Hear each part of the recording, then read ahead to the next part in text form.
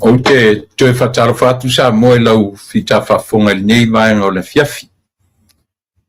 Ua whasuma tō minuti te ali tūlai fitu toe sifuma le fitu minuti te ali tūlai vanu. I le fiafia I mātou nei I California. Ia, o te toe whataro whatu, ia te oe po whelava o le nei lalolangi, I se tafo ni ke lope o lo mwhai ona mafuta mai ai, maua mai ai le tautua. Whai pēra rau si whonga o tai au fō. Whataro whatu. Le tautua masani, ia malautou o ona masani. Ia walau tō whita whafonga I aso taitasi o le mai aso.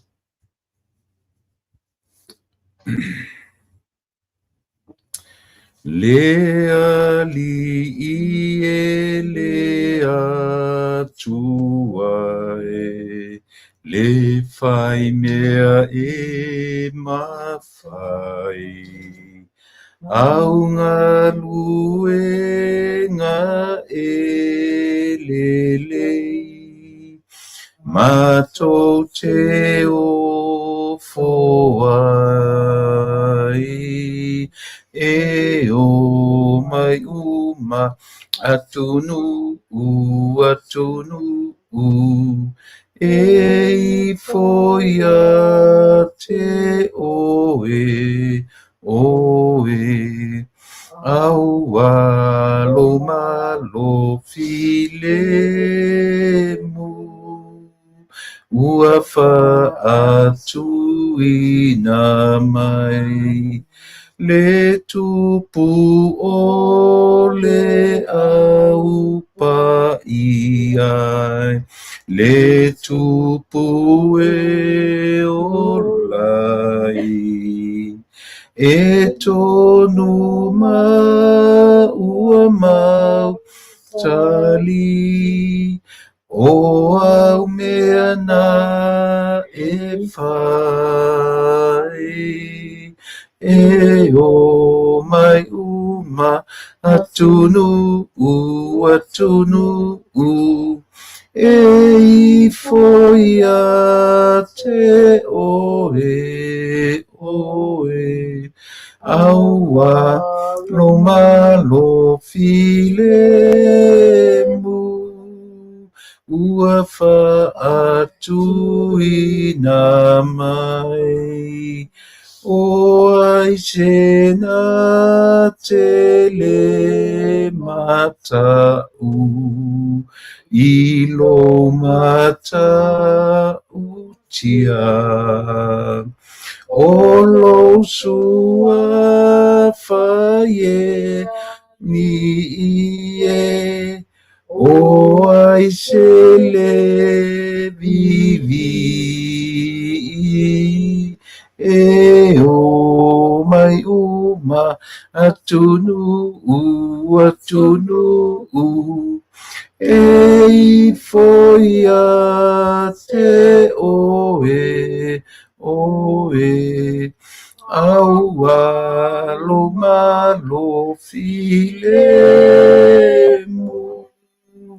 ua atu ina mai whaftaita mai luanga le lei whasoa tau sielo mātou wola au lia manuia le nei fo ia sofou mātou I le amteino le nei vai aso fi au mga aduenga malo pule whaftai alofa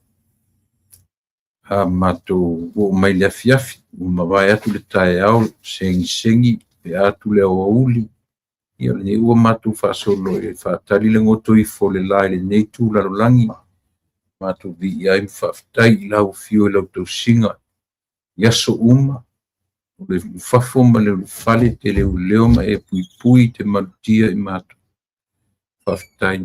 whaftai anga le lei o ina maia o lo ngang pa ia o lo mātou whesoa soan sili tautu o lua le au nanga se tautu a whai nei pe foi ona whesoa soani I o mātou tangata whalongolongo mai mo mai ia so ni fo I so vai ma so le atoa wina nei fe au ma nei tiuti o le nei aso pe afina ngalo iai lau fio. Tu mau mai oisi o le wina ta mai o le tatalo. O ani ngā ruenga fe au o mātou whaatino ma mawhai una whaia. Ni ia oe au lava o mātou tangata. Ma ngalo I mātou umata mai e toto pai oe ke risoro mātou di imat whao. Amen.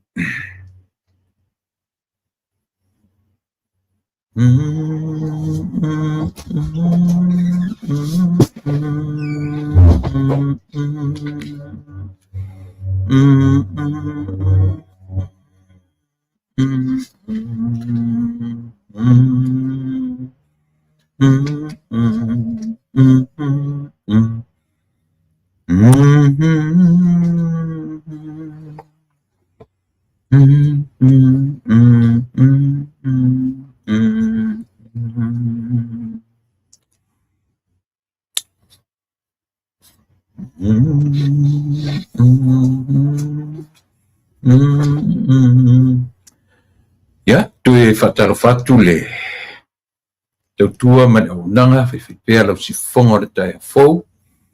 Ia ila lo lana porkala me masani ia so te tasi o taua o le lupe whalele. I le tu e tau whamatalaina o le lupe whalele pe o le upu e masani a ia. No tātou atunu, pe masani a tau no le lupe whalele o le upu e ave I le au ia ila le au whainga ruenga. Le au po le au whailotu. Pi whamatala I nā le upu lea o le lupe whalele. Ia, o le upu ai o le whalele ma le lupe. Na tātou te loa, e le tui tau whamatalaina.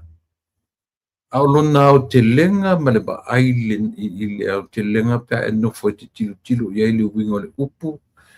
E a fua ai una whanga. Ia, e au pia ona.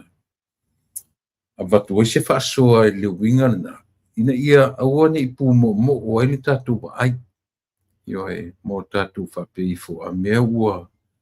O whaongaina le ngoa lupe whaalele sa peye ngata I le au I le au ave whiau. Wafui pio le winga le upu whaongai e tuspa I le whainga tuai. O le lupe na whaalele e noa. Le lupe na whaalele e noa e na te waaia po ratu langa o iele lolo. O no winga le tatu te waaia I o nga ngana whaatuspa ia. O upu ai o nga ngana o lupe o revo na iai. Lupe na iai o le upu lele ma le upu whaalele e mafuai le upu lupe whaalele. Levo na iai a rona tu whaatasinga. Pei whatoa maua I le taimi lea ina o tau nuu tala le. Ua watu missionary ma watu tuspaia. Ua whaia sa ilinga ia ma sue ai ia matau whai ai missionary ma nisi o to ina o le atunu. Io o tala whaasoro pito to ina ia. Tangata uma mai le motu I sawai. Sela whai. Tui la tūna sa iai whaatasima missionary I le liwina o le tuspa ia. I le nuu ua ta ua o a mau I sawai. Ioi. So e le I whaingofie, I le tala whaasoro pito o tātou atu. I le ngata ina o tau nuu tala lele. Ta si baru tolu o ia e pea whai e li whapenta uroa eba na umi a se taimi nai tau sanga pea ma le whalima ono fitu ia ele tere tau sanga whato a ma whai ai ona li liu le a fo I ma whai a le tatou wang fui leo tau o le pi tau tau o le pi whai tau le a matai ona na o le whaitau o tamaiti. Oe ma tatou uma tatou I uma mele a ato e whane I ipu o ofu. A e I o u whangala monu, Pisa TV, ia pei o le mena le ta'u e tātou o le pi tautau. O le pi fo le pi tautau mai le wall o wheme tautau ia na whaile a o ngā tamiti a ato e le whane i ipu o ofu o wati pāwhangu ngā ngata la longo mo moa nuna foa i pusi sa sorfanua tita vale ia viva mea mana tuana i mea mai tātou laiti la ia pila o ina e anga i ai le ai sa boa ma ave i ai le nau ta inga o le loto ma le mafufu ne ia o ne ngalo ia mea o le pei o le nale tau a fuat puisa u tau a matamali toi la u tala no ia tio i le ia fiafi ona tau urola ia leo tala le mawhai e le tatu whainga tau tusi lea ia tau nu atu foila ia i la tau a mata ona ua iei le pi whai tau wa ana le ai le alphabetical order le tatu atu ele fai fu tatu fai tau tusi no fesoa so ni tele ia me ia i tatu fintau na tatu nuina tu pulanga do i terminei pe a tala le tau fai fam talatu au le history na tatu atu ua pe na mana tua ile i fai ngofie le tape nanga o le tatu ngana tustusi Ioe, wafo mautinoa e tasi tatu ngana sa ia ina o ngana tautala. Ioe, na tatu ngana tautala. Na tautala e limfaina tusi se upu. Ioe, e limfaina na ale taua la leo le meo le tala le lei. Taua le meo le gospel. O le tala le lei. O le tala e le lei. Afesili o le gospel. It's good news. What is that good news? Lana tala le, o le tala lea, o le tala i le toe tū o Yesu. Menata o le tala le. Ewe, ele o le tala le afo, le tuspa ia me umale le. O le tala e le, o le tala i le toe tū. O inae ma fo mele upulea. O le tala le. Be fengtana te tonu ia na eme te fesili lo fefi au. Eme te fesili lo fefi au pa la meta o good news. What is that good news? Io ina ua toe tū Yesu when Jesus is risen. Ina ua toe tū mai Yesu ele i ngata Yesu ile pongi sao le tūnga mau. Awa ana ngata ina. Leila se meka o si tala le. Ana whape e oa tangata ia ave Yesu tu nga mau. Ma ioe. Ma palai o naivi. Ma whape na pei o tatu umala. Ioe. E le se meta o si tala le. Trust me. Ioe. Ana whape e atua tangata ia ma teo le tino Yesu tu nga mau. Ma uma ia ina, ele ai se meta o se tala lelei, tātou te le maua se meta o se tala lelei. Ai, ina o toi tū, o le amatanga le nā le meta o le good news. E pi masani a tātou pi tasi le meo le nā tūro tātou o langa. E watu for me, hey, what a good news. But I have a bad news too. Lan mi ti, ia, amai uma. Amaka maila le good news mun mereka ko bad news pina I fa pina le tatu tilo ia ale winga le melo o tala le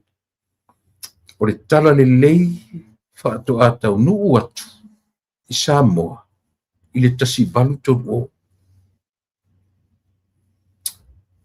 mena ta o tala le to ata no watu Samoa ile tasi balu to o ile o selotu Ele se rotu un taunu watu. O le tala e le lei. Ioe. Tala e le lei. Na watu I Samoa le tasi walu toru o ia maamata e lo'o na fafatu mai nā le me ta'u o le ngangana tusi your written language fa'afefea na fau mai le a e i o u fa'agalamonu pisa TV ia e fa'apopo ia ma le he karo e pei tele ni tanu atu tatu pokalami i le tele o taimi ua maualuga lenei aso i le alofa faifai pea o lo tatou matai ia o mafuai ona aulia malamania talitulaiva ia o le tatou pa'aga masani fo'i ia po le taunu mea le tatou pa'aga tumaita'i ia mafanua tupa'i pea talitulaiva i le fiafi nei tele nei mataupu fia tanoina tele nei mataupu a'u tele ia ga'i i le amatalia le tatou le vaiaso nei tāui o le vaiaso nei o le a fo'i o le tutotasi o lenei atunu laso fao iulai laso mulimuli nei toe aso nei nei momoa fa'auma i le masina o iuni taeao laso momua aso lua le aso tofi aso faraile aso tolu ma laso na ia laso fao iulai pea si koe faikaua e sesile o le mea fuʻisole kau fuʻisole le kau koe inga foi mafaufau ma faitauga o aso aso naʻi pa ui tatou nei Amerika si faatalimina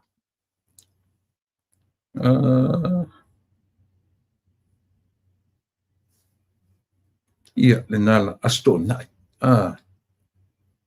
le lasa aso toʻanaʻi aso faiulai le aso toʻanaʻi le aso lana e faapapā ai mo meo le la e vai mai lunga le tatou o le tae fou e whakasā o le lato firework fundraising booth me fu i whatau ai ia me whapapā o firework tatou malawa ia o le tuatusi na e whai eile lea baanga o le luatasi wha o South Bristol Street, City of Santa Ana, California, iwa lua fitu o wha. Le ua e amata tai au, te tala tai au e whangata mai i le aso wha o iulai. Sila ne iai, le tuatusi natu te wa aia i lunga, ia o le kalisia, le tai au fou e whakasā, firework fundraising booth. O le latu firework booth na ia o le tuatusi na tatu manu nofo na area Santa Ana, Westminster o Garden Grove io e solo to na area atua o ane support ia le tai au fou e whakasā firework fundraising booth mole le na utu sila iai ia i lunga o le tatou lua tasi wha o South Bristol Street, Santa Ana. Ia, e pia latai o lea o ngā fwoi le lea. Ai fwoi. Mater Dei High School, ale e kalisia to tele to mitia o inale area ngā. O inale vai panoa le na ia o le a whatu inale booth le e tatala tai au. 1st of July until 4th. July 4th. Ia le fu tatu wa aiwa mata on tutu ia booth fa peso se mea tio sotu iai ia le booth la fa pena le ta pena iai ia le karisia e whakasā tai au fou moro tau sirfia ia o le karisia o lo ngā due ele sunga fefi au ia time lau fili ia matwharitua ia ne risa male io le kalisia ia fesoa soaniane le na o le teimi le na mata tai au la solulu se io le stofi mai le se fulu tai au ile se fulu ile fiafi from 10 a.m. to 10 p.m. from Friday 9 a.m. to 10 p.m. Saturday 9 a.m. to 10 p.m. io le aso ngafua o le aso tae au i le aso tofi from 10 a.m. to 10 p.m. Friday 9 a.m. to 10 p.m. Ia whapena fui la ma le aso tonai le aso whao you like it open from 9 a.m. to 10 p.m. Ia lena tatu o i lango ia sia fo i ka le sia mo mia i cash, credit card, debit card, i Apple Pay accepted. Ia pio vanga umana accept si vanga le cash, credit card, i debit card, Apple Pay, ia me umana italia. Fione, susuane, ia mahaduane e lango ia le firework fundraising booth ale kalesia tai au fou ia le nau tu sila mai le flyer le na o ta tia tulunga from July 1st tomorrow 10 a.m. to 10 a.m. tomorrow night pena fo le Friday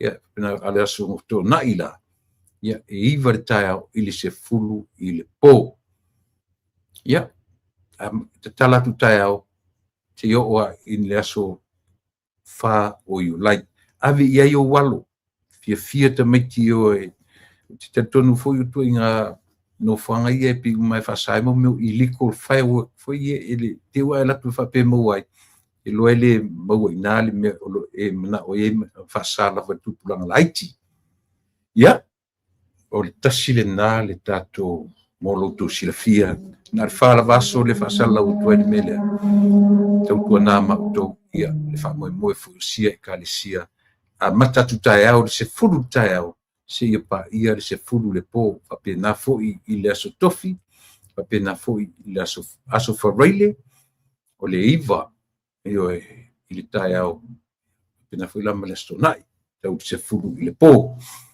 ia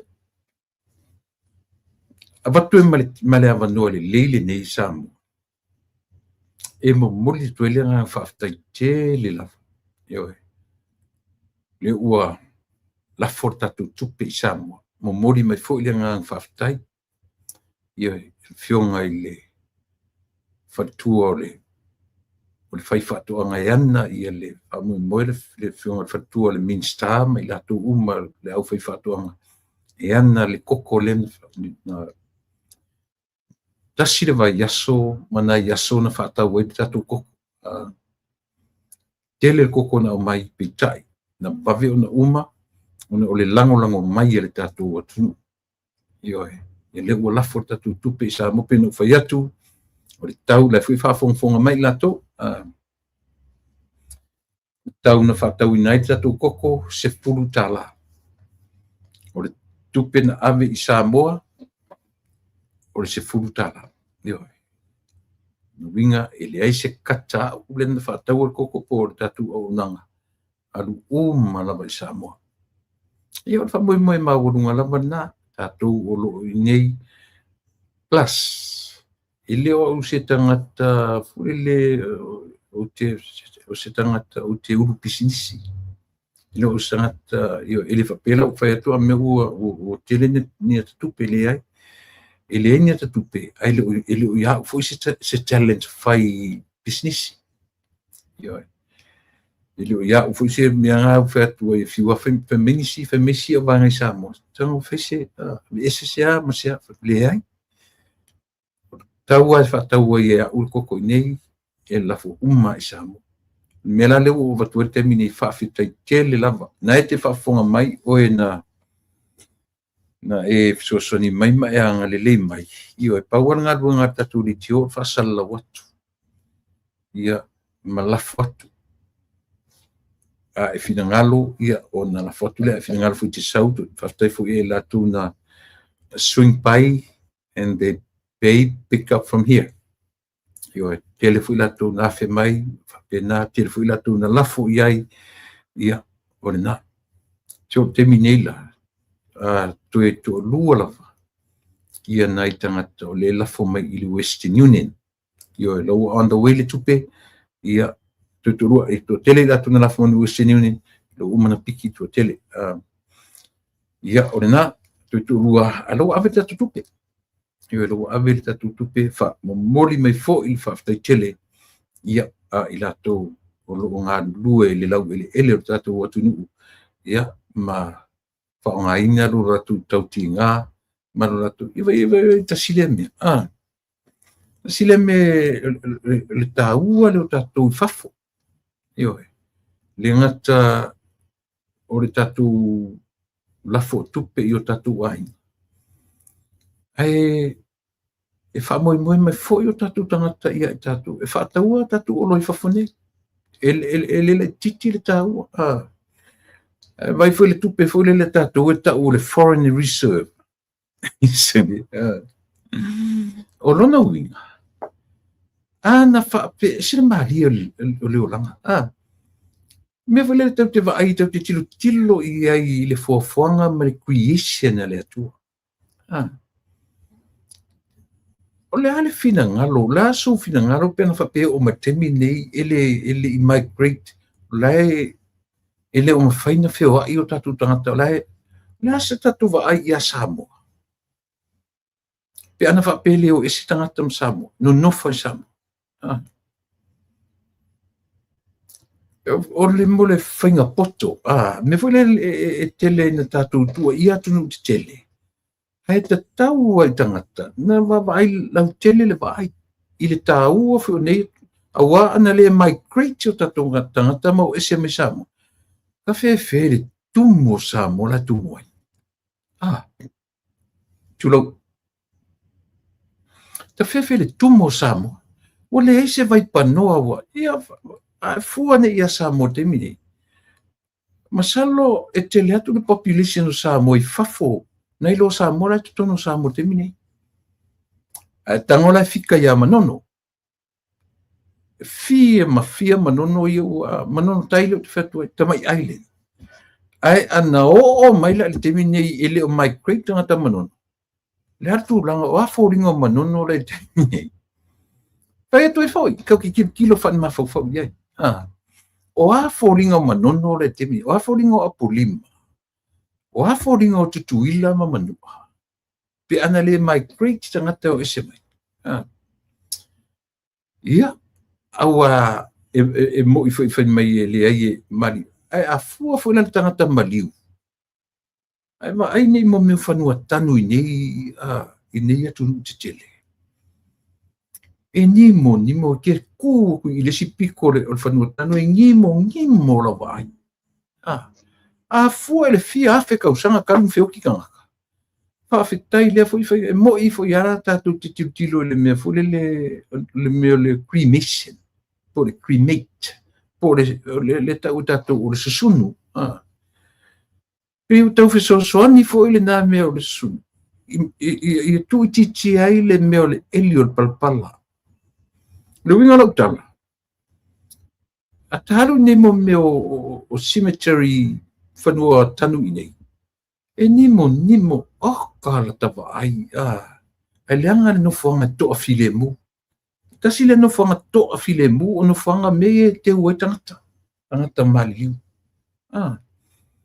mo ia lo tala ka ke o lo ise me te pe ka ke alu se maliu o se te mi la tanu se sia ka ke feelinga la male le foi le talingo le o le no fonga po le ala Britannia ta te watu e tonu esele le tio maliu ta fa pe rest in peace to afile mu le no fonga le se vesi le se me aka ngofo ia ka ika ia te vai tua ia na se no forma se to ina po se lo matua e fa lue i se tangata fto maliu e nofo ia e pe e fa alue una mafofongo se ta umi foi ia ona tasi foi le malo ia situ ma o no foanga ina amana ia so fonga mana ia i lata ba ai malata ta tilo atu nei o le file muia no fonga e mesela telo no fonga pi o fanua maliu nei e le fa pena ia o whanau mari nei flat headstone ta oto lalo mo meo ma o tangata maliliu whaingofia i la whai o le mama o le teuina mama te lau tele la tawa ai o latu ne New Zealand mena o latu ua le vaai ia tuunga mau o si o ainga o si o tuafina matua o maliu New Zealand mana i o matua o lo teu New Zealand onu le o vai ai o tini vai la ia i se te ilo ai o in whanua tanu whapena ar tele ar whanua tanu no ui ai New Zealand o tama foi e tuturunga headstones ma meo maa hoi o ioe ar ta ua na o la umata mata ile nei atu mala wo o i tutonu io isi le taimi al COVID-19 sorry e o mai le COVID-19 ko ki ka fa se fulu o ka halu le i mea whanua tanu ioe tu ti fa se fulu pone fa sili va tu foi no ta o i whanua tanu le taimi al COVID ia fa fefia ka ke moe le po atala le tae au ka mai o maliu pai every single day ioe tasile na me o te whawhitai ai i le tua o wola i le taimi o le whamai lea wai mo ia tele whamai tua na i taimi o le influenza na fia i tatu atunu ia o la temina pi mai watu tamana te tele ia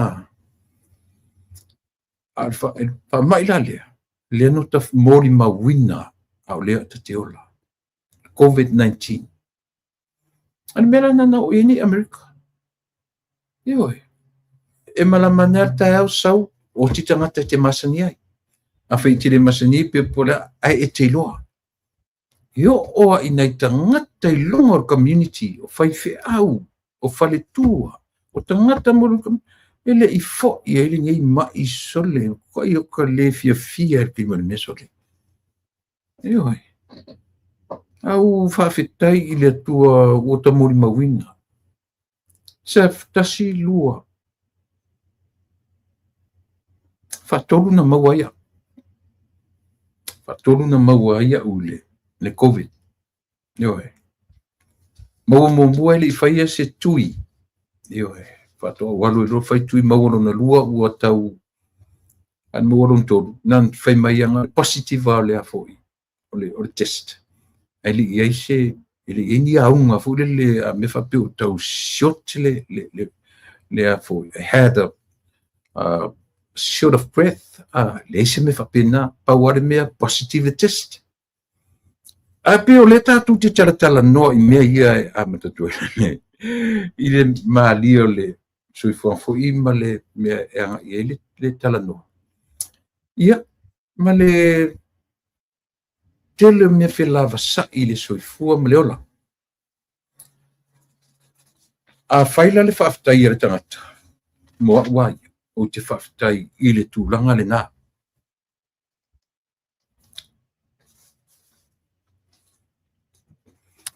O le so. O lo o sa a matai o na tufa ina mo meo le whamanuianga. O dividend.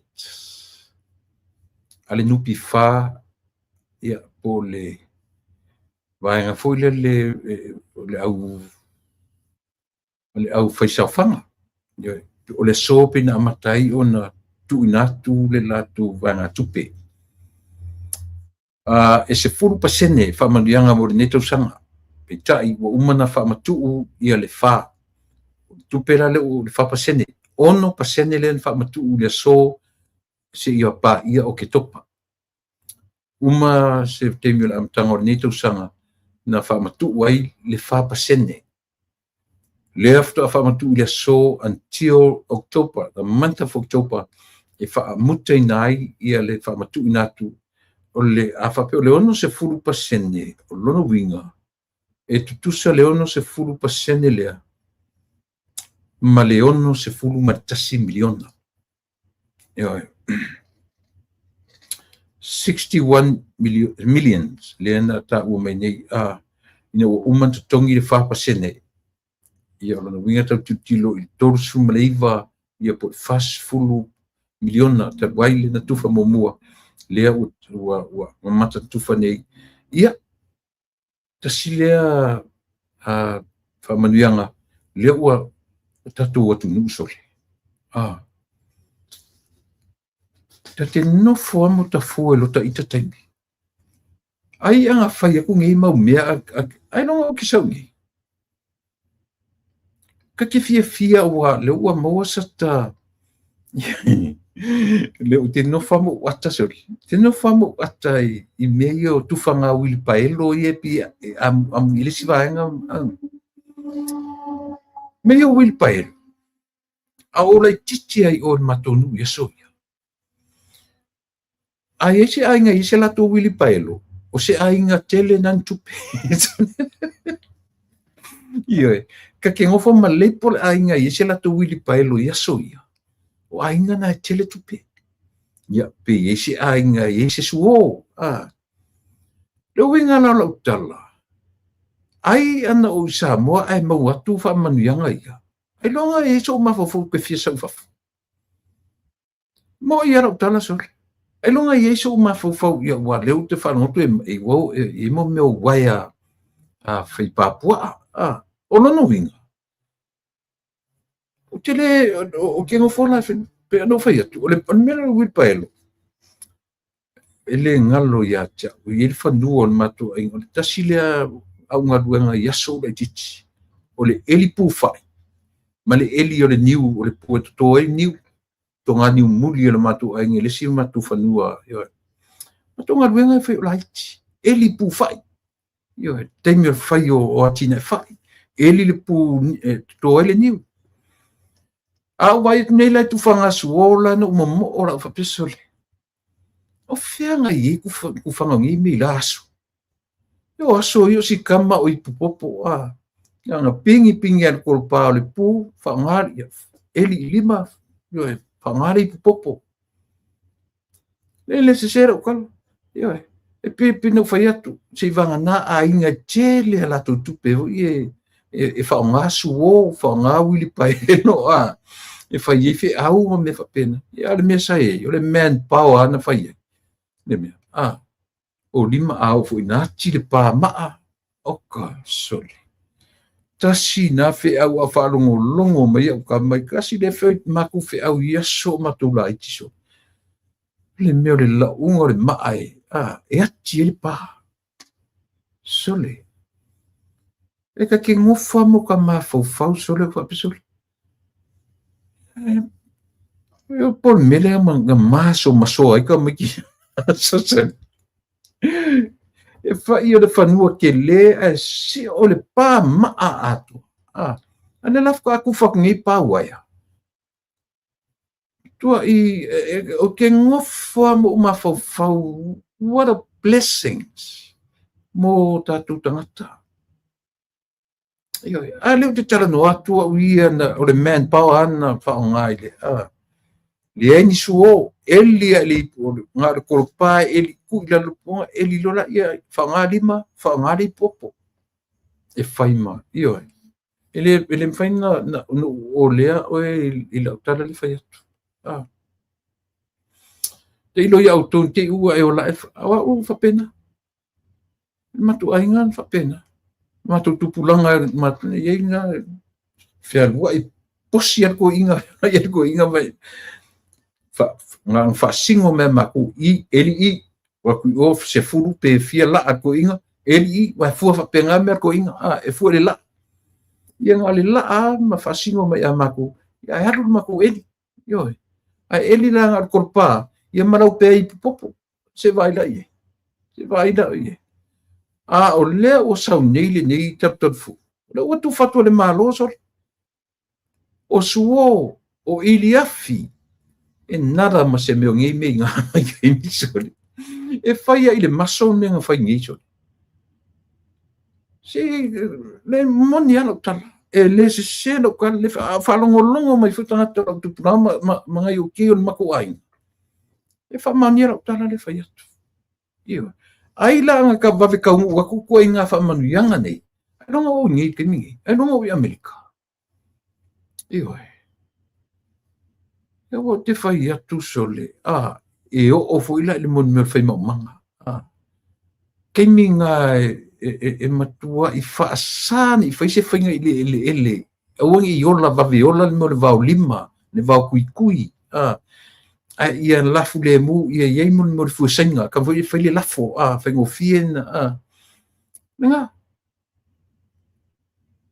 that was my life. O le tuinga life nga a maka mai eilu o langa le kiki. Eli le pu whai, eli le pu ringiu, pu koko ele leo o ringiu.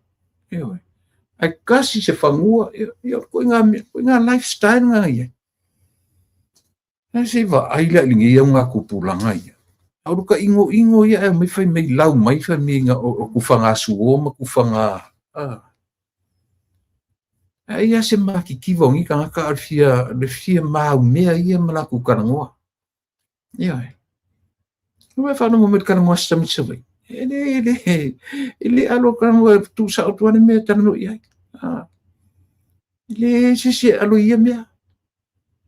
Ale utu fatu pese me maria ia tu le pasai le kala aka fa me o kufanga o tufanga suoma tufanga wilpaelo.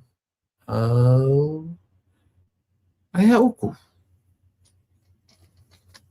Ma ko wola mai ni miongi ili afi mai me fapenga. Ia.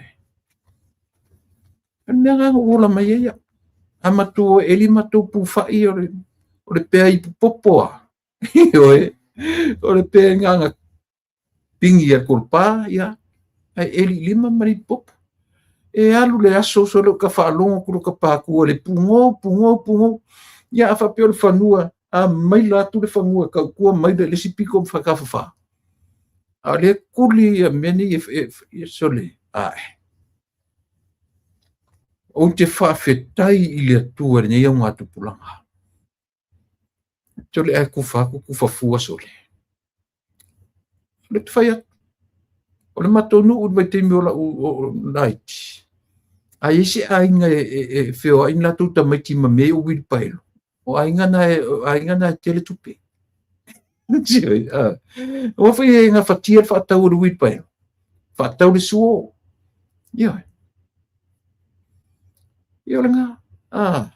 E tu nga lifestyle nga ko. Le te fa sa o le tal.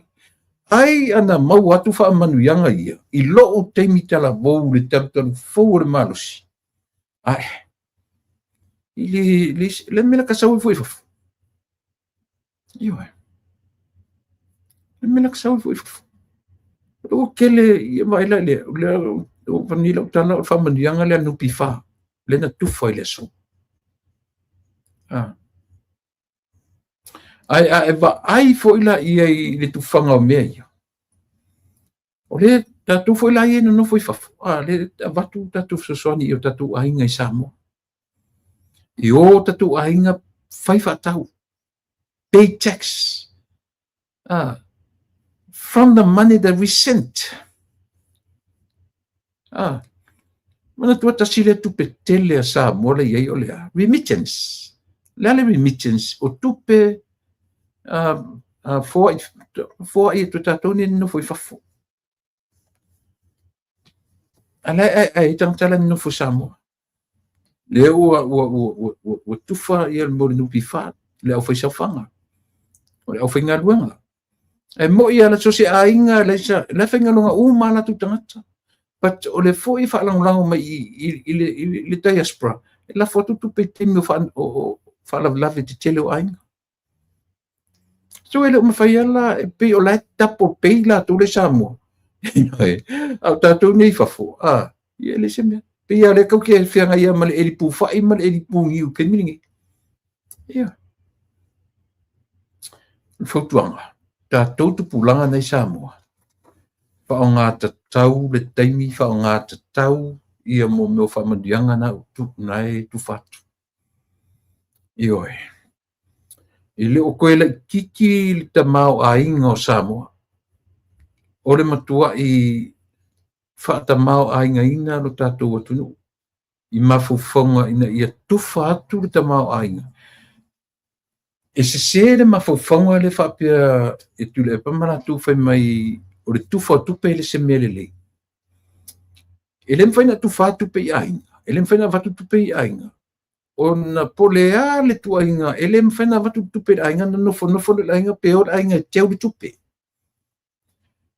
pe te alu e faatau ai lau fagupia still e te le alatu ave lau tupe tu i lau le ulu ae alu amai le fagupia le faleoloa leai e te alu ave lau tupe le faleoloa faatau ai lau pia faatau ai lau sikaleti ua le tatu te faagaina mea na o le lē faagatatau o tupe au lē o te fai atu po o lea le tuaiga faatavale ke faakaavale le kupe lae kaavale le kupe samoa io lae atinaʻe samoa a mau mea la le faataualoa ae oki oe oga o lou lē faagaina lelei o tupe ua e te faatau le sau tupe alae alu atu tupe taavale le tupe le faleoloa io so le winga lana talaʻoni faaseseina le mafaufaga o tatou fai mai le ai se atina o le tufa o tupe i le atunuu e le na tufa i le semele lei leai aua le faaseseina tatou i mafaufaga na o le sipito leai so se taimi e avei tupe i le atunuu pe i le avatua tupe na latuna fai mai leo le matai lo saʻo lona auaiga taeao le ua maua mai le tatou taʻifia taeao la tatou e eli sepu e tanu ai tatou tupe leai se mea faapena leai se manatu faavalevalea faapena ioe o le taimi e taunuu ai le tupe faleoloa ioe pe faleoloa pe faalavelave po lea o le pe ave le faalavelave pe ave le fepo ai lava ave le tupe e taamilo a le tupe lea o le alauiga o le tala o le atinaʻe le atunuu e atinaʻe le atunuu ae aua le faaseʻea outou i tala foʻi e fai mai tou tele o vaai atu o fau mai ni a po ani fale tetele po a sesei o finagalo na sesei o manatu na eoe e lē faavaleaina e latou le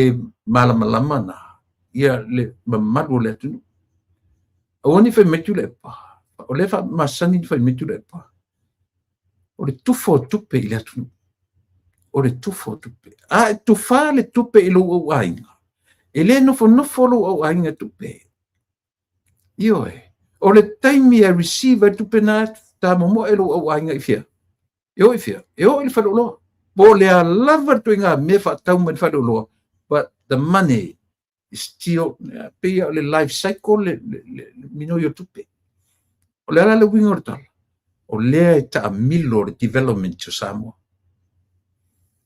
ioe o le mafaufaga o le mālō Samoa i mo mea o tatou ia fono faavae on saʻi mai si faamolemole a si lafo atu le tatou link lea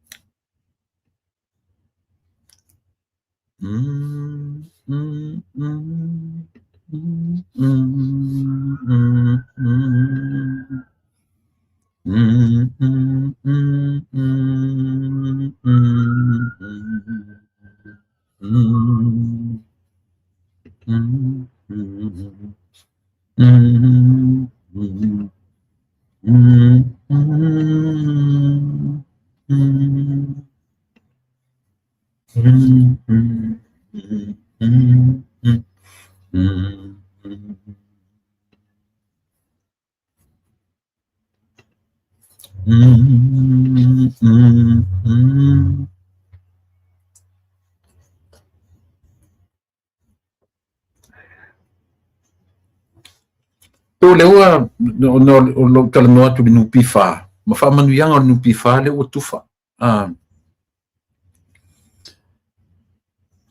o le vaevaina le o le 3% o le faapea mai o le 3% e tuusao i le ʻaufaisaofaga o le isi 3% e faamatuu ia latou bank account ia o tele lopo lea pe o faamatalaga na le interview lea galai mai na leilā i se taimi neia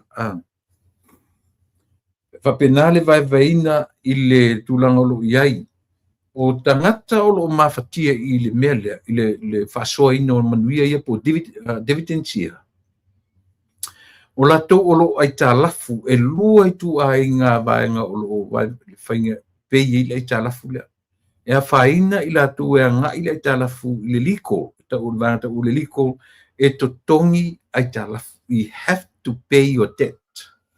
O lona uiga a faapea e 5 selau for example e 5 selau lau ai talafu le iai ae sau le mea alofa e vatu lau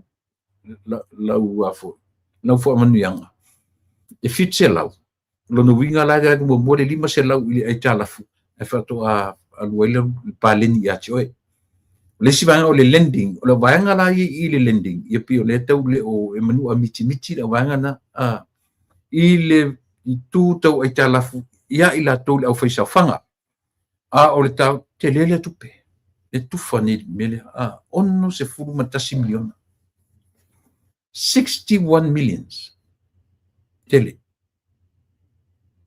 tua tele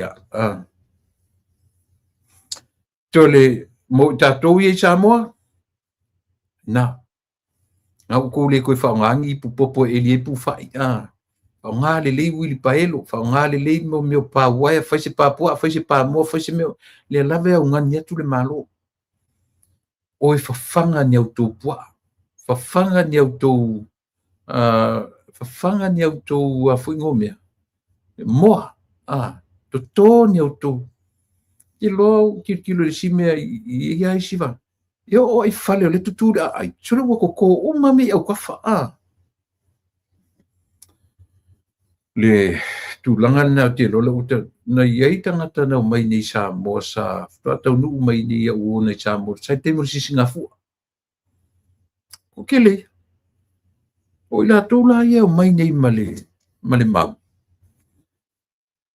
makau kia me la i Samoa yo e matau tia mele i Samoa fatu ea o le matua i mau au le atunu tele le mea ai sole tua i tele au le mea ai yo no fatu lei ale se ala kala i ka ki whalongo ngira o ri e whai au whai liki o ia a me whamise o le kala pepelo ia yo o le kala pepelo ia kangaka o ngi Samoa o le makua i makau kia le yo o le ala vo te whai atu kampea i lota taimi la titi ma lota taimi tala vo. Le i ai o nei mea sole. Ko wha amu ia u le atu nuku sole. Wai o wha amu ia u tangata o lo nofo mai le atu nuku le nei vai taimi. Sole. Le ilo mai le vai mi sole. O le maso ana whai ai maumanga whai ai whanua whai mea uma whai aki ngai whai ai koko ai niu ma o le maso o foi lang fai se ka fo io se fanua fo io le ko ia mar sa pelu sole o le ko ia mar sa pelu nga fai e le maso me nga aso e fa te fe tu si vangangi ai nga ke fa o me se ili afi alo nga se donc ke o ko kong se ili afi se me so au se opul o le sa pelu mar ko inga kai ke lo fangu sole ia pauai se vut ka ku kai minga ku amata mai ia o famanianga na nupi fa le na amata le so ia ona faile le bainga le o le latu fasoa masino yu lai mele le te le tala le product le o swap na mawalunga le masina ne o yuni Samoa le o pa u lalo le tau le sua un masina o ifo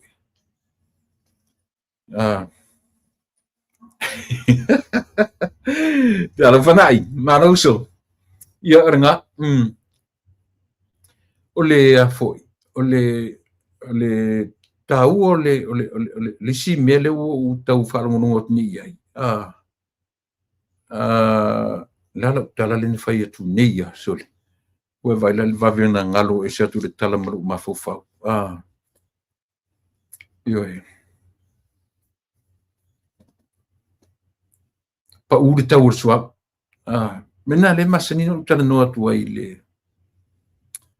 pa u ale ole o loa le lalo langi ato ese mai o loa uma this is the only product ea foi o suau e le tu mauro na tau e le tu nela o maua mai le o saulitala mai sa mo te ni pa u le tau o suau o le kesi pa u tau pensini ma le tiso karasini e por yo na pa u na o le te va tu le tau pensini fata la le lita o le tiso fata la fa valu de lita karasini fata la ma le lua sene i le lita ka kele fia kala ngoi mako kamai ngi chori e kala ku ka ke lo ai kia le awangi i pam kesi ku lo kesi lo pa vale e le mai mo so kai mo ki kilo e lunga le pot no I don't o le la kesi paule me ke faia o le ki por pam kesi yo e tasia pam kesi o ke avia ele que ele alu solo la ku o so chevron o so ele e tasia pam kesi o ke mole ina ia le cavale ia mautu mauna ele o so ele o so o ai walu foi lá ele pam kesi le gas station e ku kesi o ke le kilo lunga le so ke le mo so ke kilo la isia ka ke kilo ko le isia lu longa le lunga o le sipa kesi ka ke la ku ko kia fiku ka la kalon o le sika la ku papenga e ko kikia so uma ke la ku ilalo ke la ku ilunga e fea wa I fa pena le tau le mele io pe on mena no fetu ai mai I products uma le lalo langi atoa na o I ale nga le powder le product le tu motion tau nearly daily every day e sui ai America fa pena e sui nai sene e sui o le si pa uma pa u tala o le si atua tu chanu tala le si jan ia nga ku mo ingale o la kisi ia pito fa pena do we got that tala ba tasile mena pena fai ma vai su o tangata la tu te fa le ngaina le malo o le la tu fa ngaina o le tau le kisi ia sorry tau le pensini io e u ka masangiro ka le masangiro ka ngu le me pensini ma kesingi io e a le tau ai o me ia le foi na pena fai ma wala le si o vanga io e pe u fa le ngai le malo fe me u le lo malo fe se fai ngai u tau tatswa le melo le tau the cost of living e tau la vele cost of living le melo te tala no so atu ia ti the nature the human nature cost of living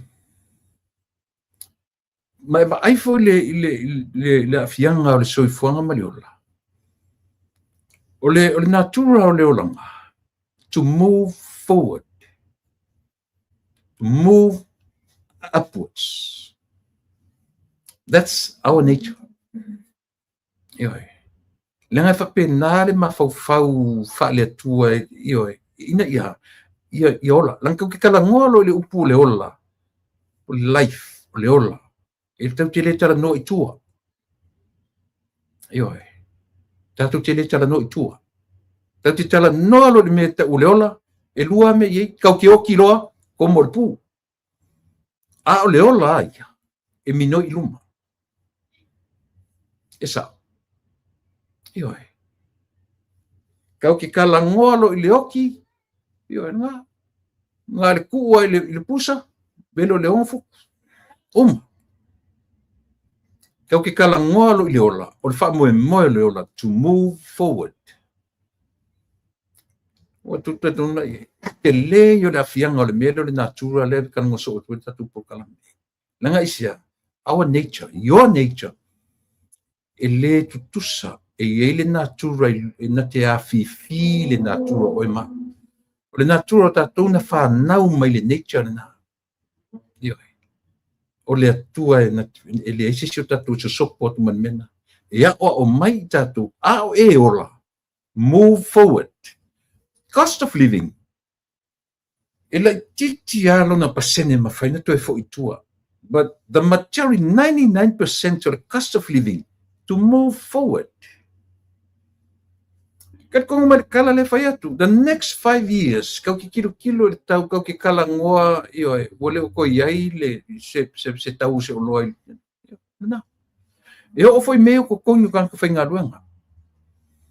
Oso ia, a tu tongi a mo tor se futala, 5 futala, se lau tala le vai aso. That's a lot of money.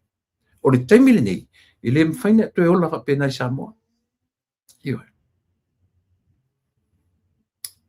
No sau nei, no whai ngā ruanga re toi ngā tutongi sole o kilo oka. E mongi ara ukala sole. Ai, ke vai whaila le system Amerika. A whawhawhonga mai o ele te whai ngā ruanga le malo tele nei. What a smart system. Ke vai asa ungi lau cross oka se cross le ui lau ke vai kulau siaki. Ngai va ai lola I deduction sa kamaya.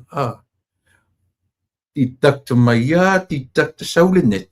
Soli. Apa pe saulo ko kongi ko wafe. Kui kia whaafe lau cross nei. E deduct ta kama saunga. Kui kia ngale afe mong kupuro kong lau nete kia mo urfale. Ioi. Au lona tua le leila. O le teimira le wa eli tai ai. Ioi. O lona le leila nga o kamai. Wai tasile mesa moa e nofo le leima e tilo le whawhonga me whilau Samoa. Ele levo lai Samoa ma Amerika le mele le o Amerika. E te o lo in o 65 years old wa a makang whai lau retirement. Na tilo le o ele na leo ke kalanga ko mo deduction. Nga paunga ko nga kakai qualify le mele. O te kanga whai ngaruanga. Na whai ngaruanga I le olanga atoa. E te o lo wonu su lima mena mo.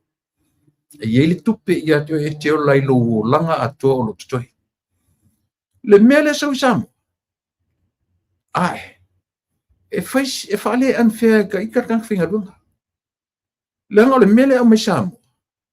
E launga ta sia le tangata sa whaingaruanga. Ma le tangata ili whaingaruanga le olanga atua. Se whasao mai a u se tangata o nofo Samoa whamuna mole.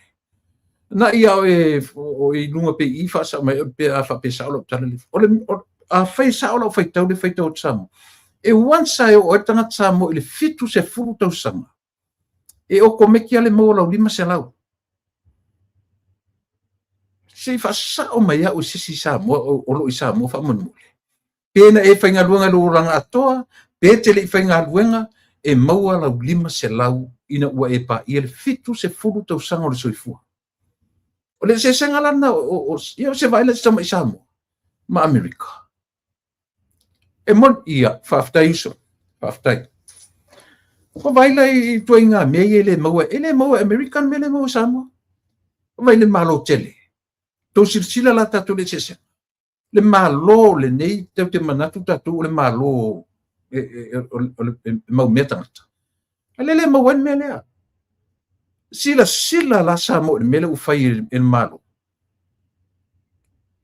E sao le tala le fai atu. Wai tasile mea matautia, leo ufai atu te mini, leo te nofo le malo tele. O le malo e consider tangata uma, o le malo e tele mea. O le malo e le leilong ta mau ainga. Ai le mawhai le malo le ona o lan whasoare tu inga whasoare.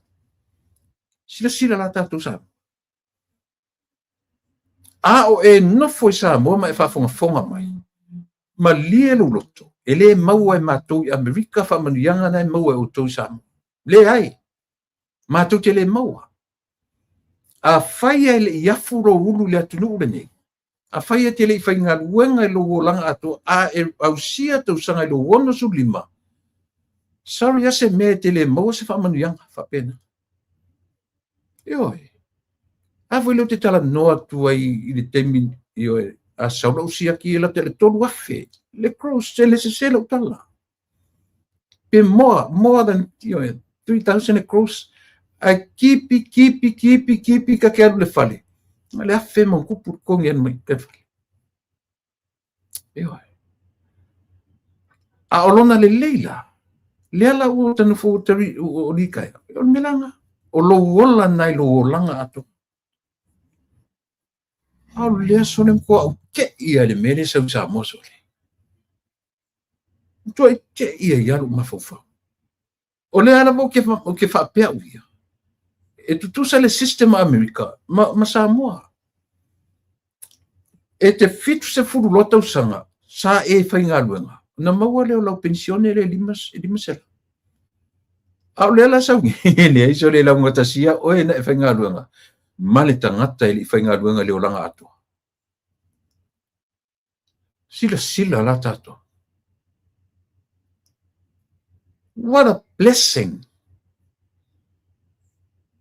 sale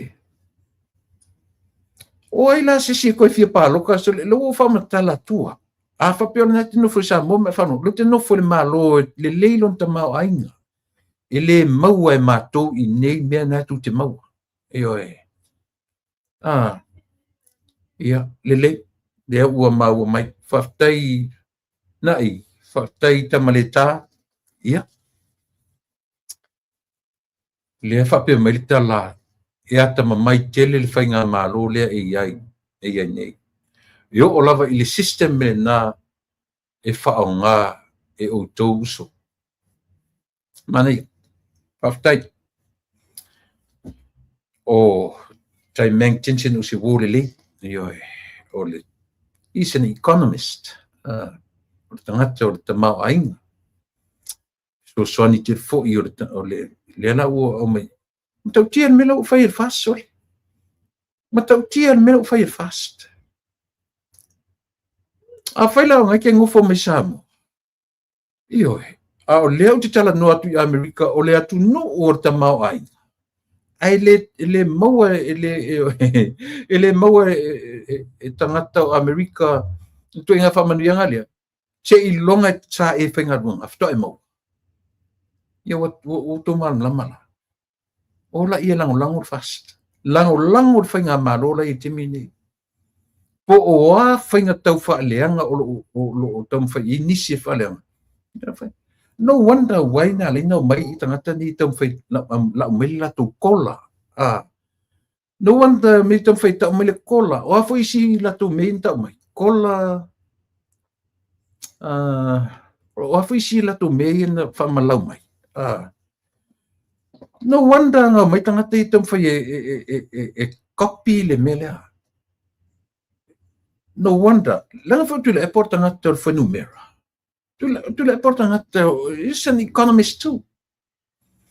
But le io olo na mafofau le melea. Le io olo na mafofau le melea. Io pelenga. Le koula. Nea maisi mea ia. O ye maisi mena pe tolu ia pelenga o le kola i le maisi mena tolu ma le super. Le super heavyweight.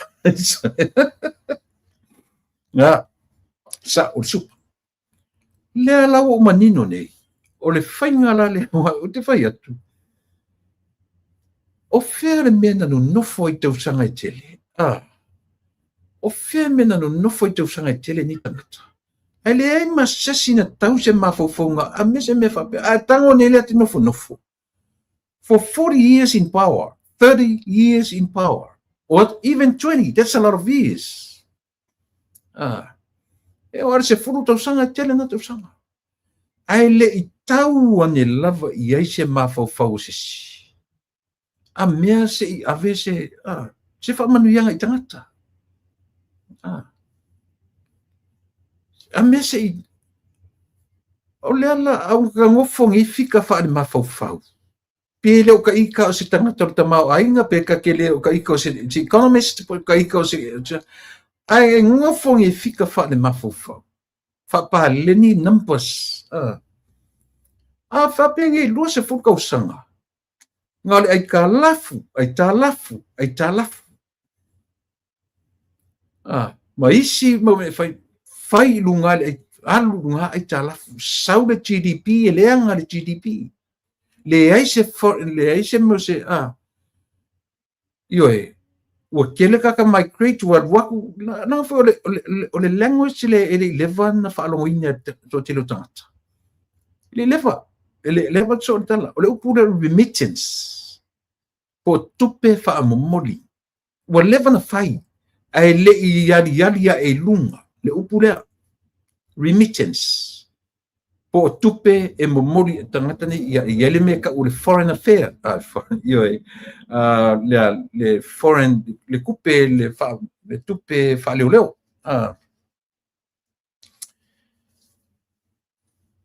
ele levanta tu na langona upu e tonu mene fa parlemene ana le yai nei fa faia matura me va fa faia ta telefono upu ia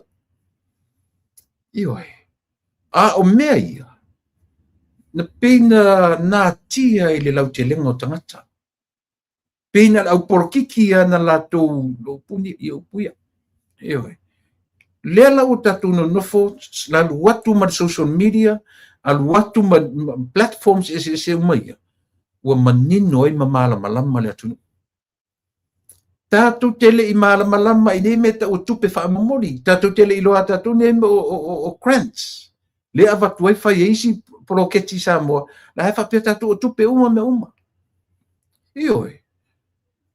for how many years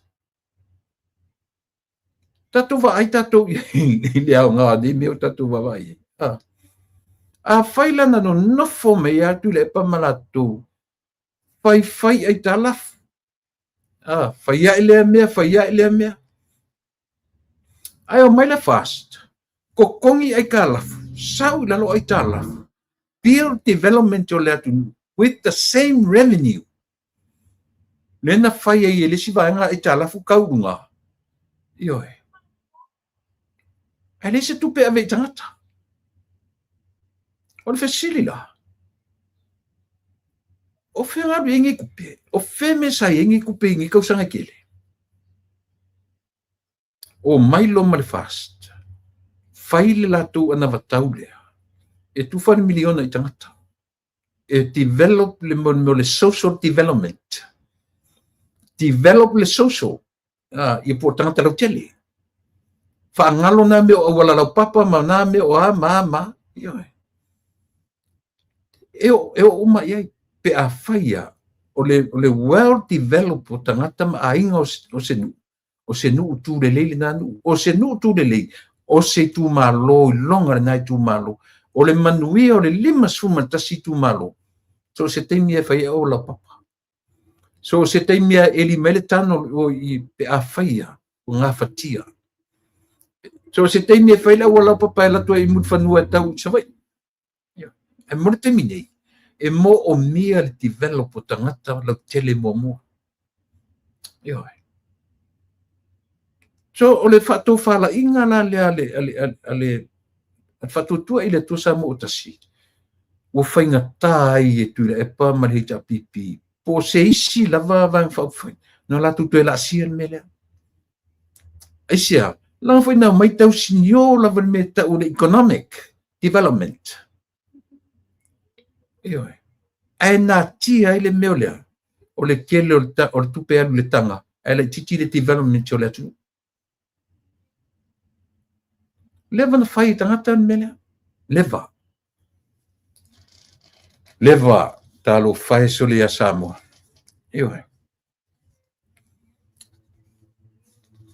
e ai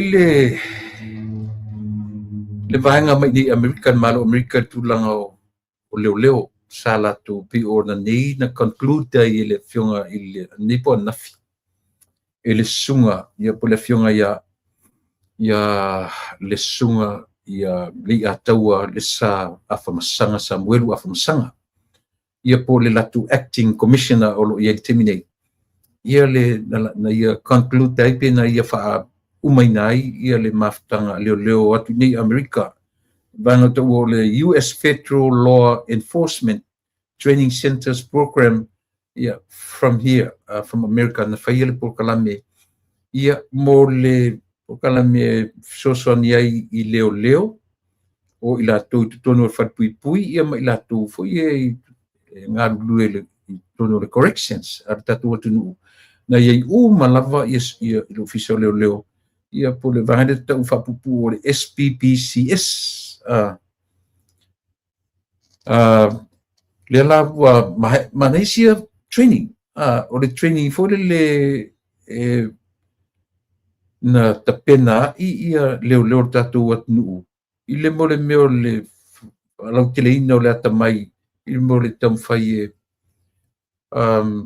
to save lives ia mawhai o le community ngā rurue ma community ia ma whaatupula ia le tomai o tatu leo to tonu o le official leo le tatu atnu ia le lava ua matana watu Amerika o New Zealand o Australia e lei titi le teimi e ofo atu ai fesoswani anei atunu e ofo le malo tele tau te olo i tama nei o mea tau leo ia e mo mia e Samoa ia o leo te whai atu e fesoswani tele le vale lei o tatou ona o Amerika Samoa e fesoswani le va fesotai o malo e lua le atoa Samoa ia e le mawhai o Amerika fo ia o le ma le i le mawhai tam whai Amerika e tā vavai le meta o Samoa mai Samoa e support Amerika lea langa lairo le Amerika le lato me o atu whai i a Samoa o le lato vavai mai o Amerika Samoa ia le se meleanga me whale atua tatou titiro fo iai i whale lava le ele o Amerika Samoa whetau i le lei mo le ola i le fisoswani e le malo tele ia o le na maua fo i se fisoswani mai ale foa i le ampasa o le malo Japan ia le tino i tupe tolu se lau ono suma le 5 afe ono se lau vartasi na tu i faipule ia ma lii ma faipule o le fioanga o fale ase e la primary school ia mo se whaapoponga o le latu whale aonga.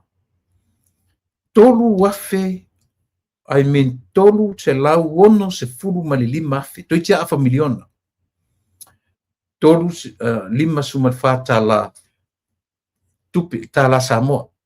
Ioi, o le mea lofan malo Japani, i le nu o fale ase e la whapena fo i le fioanga ia po le aonga a le Tuatane College i le Tuatane na foa i fo iai na whaiele li le ampasa o Japani le li His Excellency Mr. Ryotaro Suzuki ia pio le ambassador o Japani tono Samoa ia o ia lea na ia whato ai iai tāru sanga ro tātou atunu ia onga maturang whapena i foi fato ai e tino tupe mai tau o ina tupe ia i le ngata o whale ase la ia a o le fio anga o le aonga i Tuatane kolisi o i Tuatane le toru se lau fitus fu afe toru se lau 5 fu fata la Samoa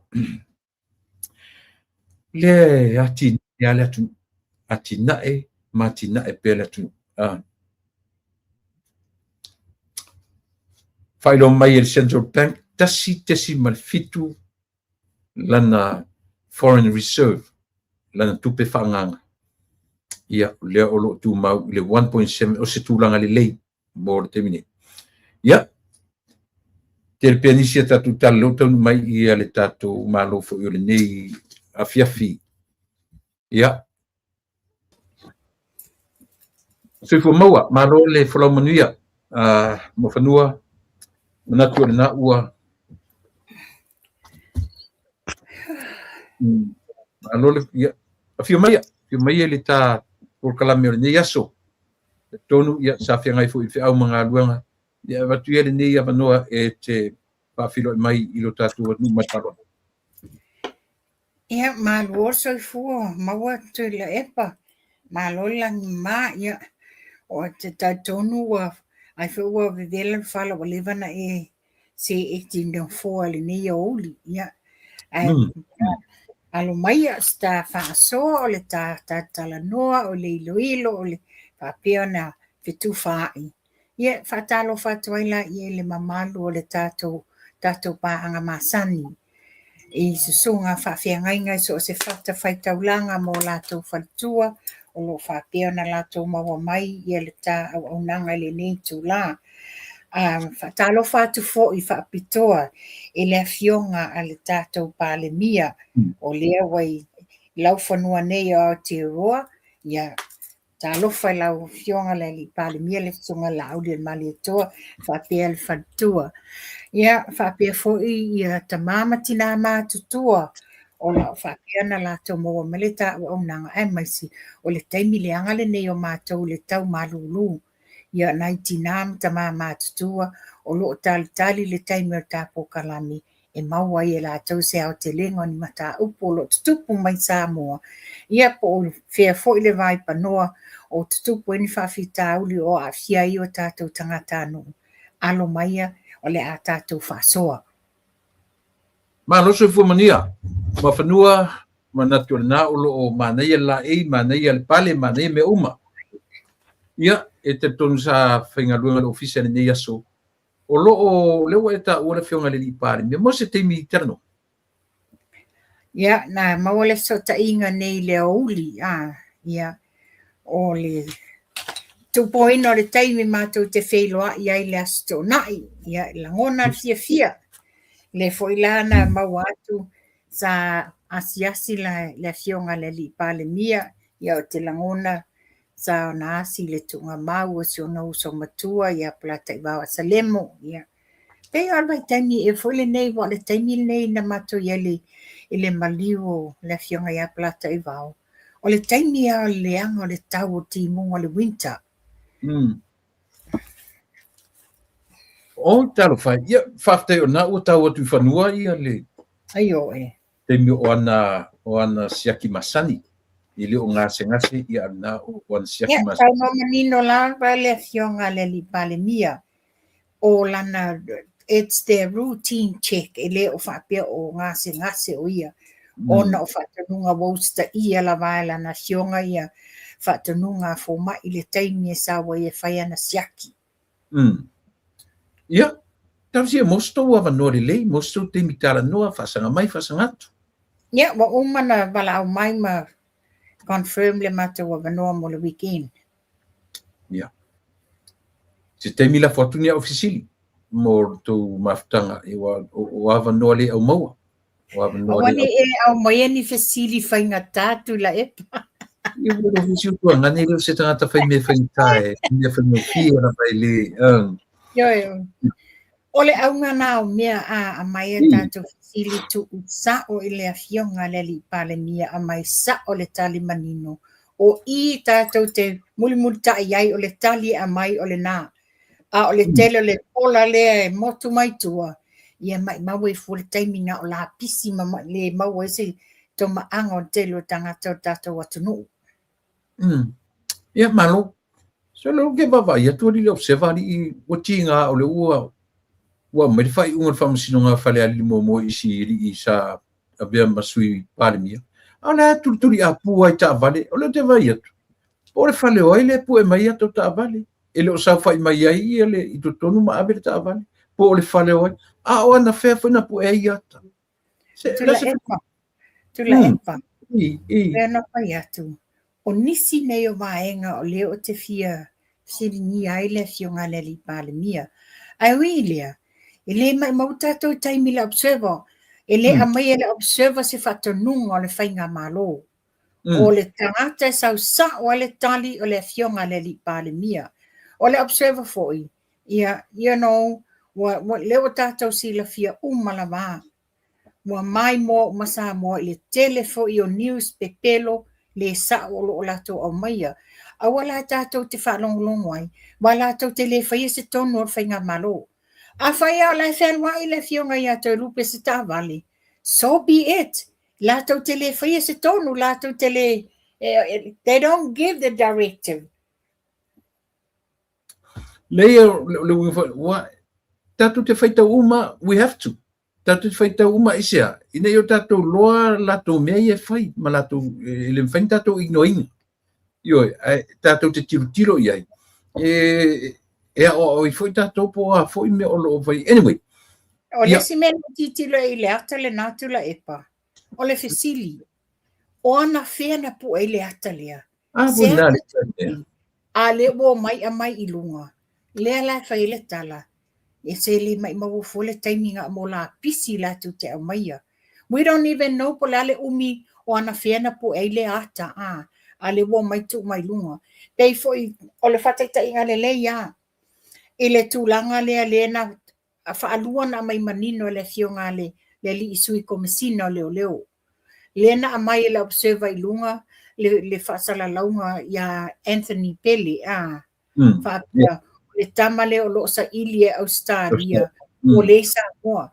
Waiva aila iai mo mol whaola a taua ma a whai nei la tau Samoa e te ua atu in tangata leanga i Samoa tu tupu e ni pe fea i nisi tangata le atunu. Talu ele whai news pepelo. Le whai la no wai atu le ata lea, mawala talan whai, when was this taken? A le whaua mai a mai lunga whai le tau whaaleanga. O le ngala o tatu por kalami, mana tu whaile o tatu tangata whai tūlafon. O le a wheto sili leino tūlafon o whea ngai matuenga mea whapea. O le ai o se me e muta ai le mea o whai tala whatupu. Le anga o le mea o whai tala whatupu is a sinful nature o tangata. O wheto sili leino mea, whaatūlafon. Ia malesi tūlanga tula epa. E le whapea wa mai lo le whai unga whamasinonga wa mutale au nanga na whaapeleanga tā wawai ai lola ia le ai. E iai foi whaaloa longa i te tono mtanga luenga. I le sa avea masui palemia. I le sa avea ma mean star. So there's a grace period. E whaanga pea lai le fionga ia te lupe le sa o le whanwa ia. Se i yo o i le taimi e whaamawai aloa ia ai ma whaile lātou whaamawaianga. So this is what the observer doesn't know. E le pea no whai atu. E le whaia mai le observer ni whatonunga ma ni mea te tono mtanga ruenga man whainga malo. Ngaka lava lātou le lātou no spepa. Peo le e moi a olona langa le fula na maua ele o le stalaina I lalo o le li o matutala. A le la e silimusa le fai o me whapea. Le winga na le tala tutuloa. O a langa na tā ua e le afoi, ele minsta. Na tā ua e paunga. Pe tai na iai. O le fesili a le tutu, o feto sile lai na mea ia. Langa te taun tatu tala noma ta pisa I mea ia. Ua le tasi le lua le tolu o whaafe na whaile le mawhawhau newspaper. Ia, tula epa ia pau ala te talo. O lea la mātou wheloa I male fionga le li palemia. O ina e amai ele tonu sao, ma le whai unga sao. Ia, ona tātou wha soa I fo ila ia. Ia, le ane. Sa utana no nei earlier, I le manui dividends, o nupi whale utufa. Ai tate ni ola ina le nupi wha tula epa.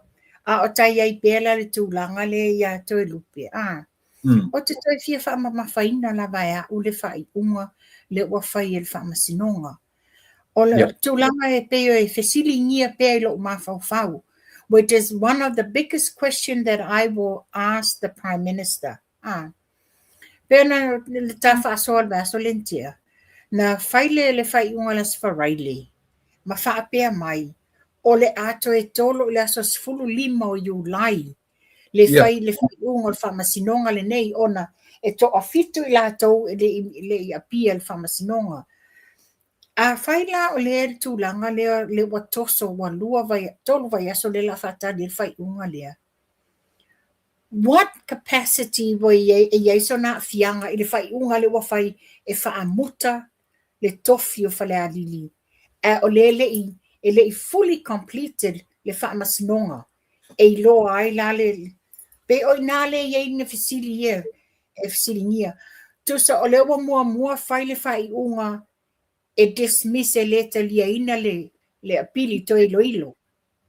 A whaia e na pe uma mele na mai ua whaawau le tali e le whamasinonga.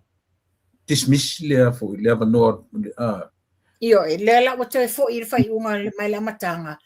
Ai mana tua, o le pending e le I umana whaawau ia le whamasinoina o e sa moli mau. Le se lau 5 la le nei lei e le afianga o le fionga ia te lupi. O le la whatoa wala au la so 5. O la o fesili la le te fsili e au le whapefo le whafonga ngā Samoa. A whai o atu la so 5 lea. Wa le wa tātou manino. Wa fe ese a Italia le unga lii. Lea na toso ai whapau tolo le mta upu nei. Lea umana mai mai na whaala lafi la tau el fast. Lea wa umae wa ese tali. A whai la umae le whamasinonga e whamaonia e corrupt ma pepelo ia moli mau nei. So what is it? What's next for Te Lupe? What's next for Te Lupe? Ona o le wa whai le whai unga ai whamsinonga i. A lele i umana ilo le tūlanga le case i moli mau nei wa o la taule le na mafu ai le case le nei. Ia, o te tatonu le to ise swinga o le whai unga a le whamsinonga wa mai. Mantua sa o lenta no whai atua e whapea mai lau talo sa sulima. Io. No whai atua le o la songfua.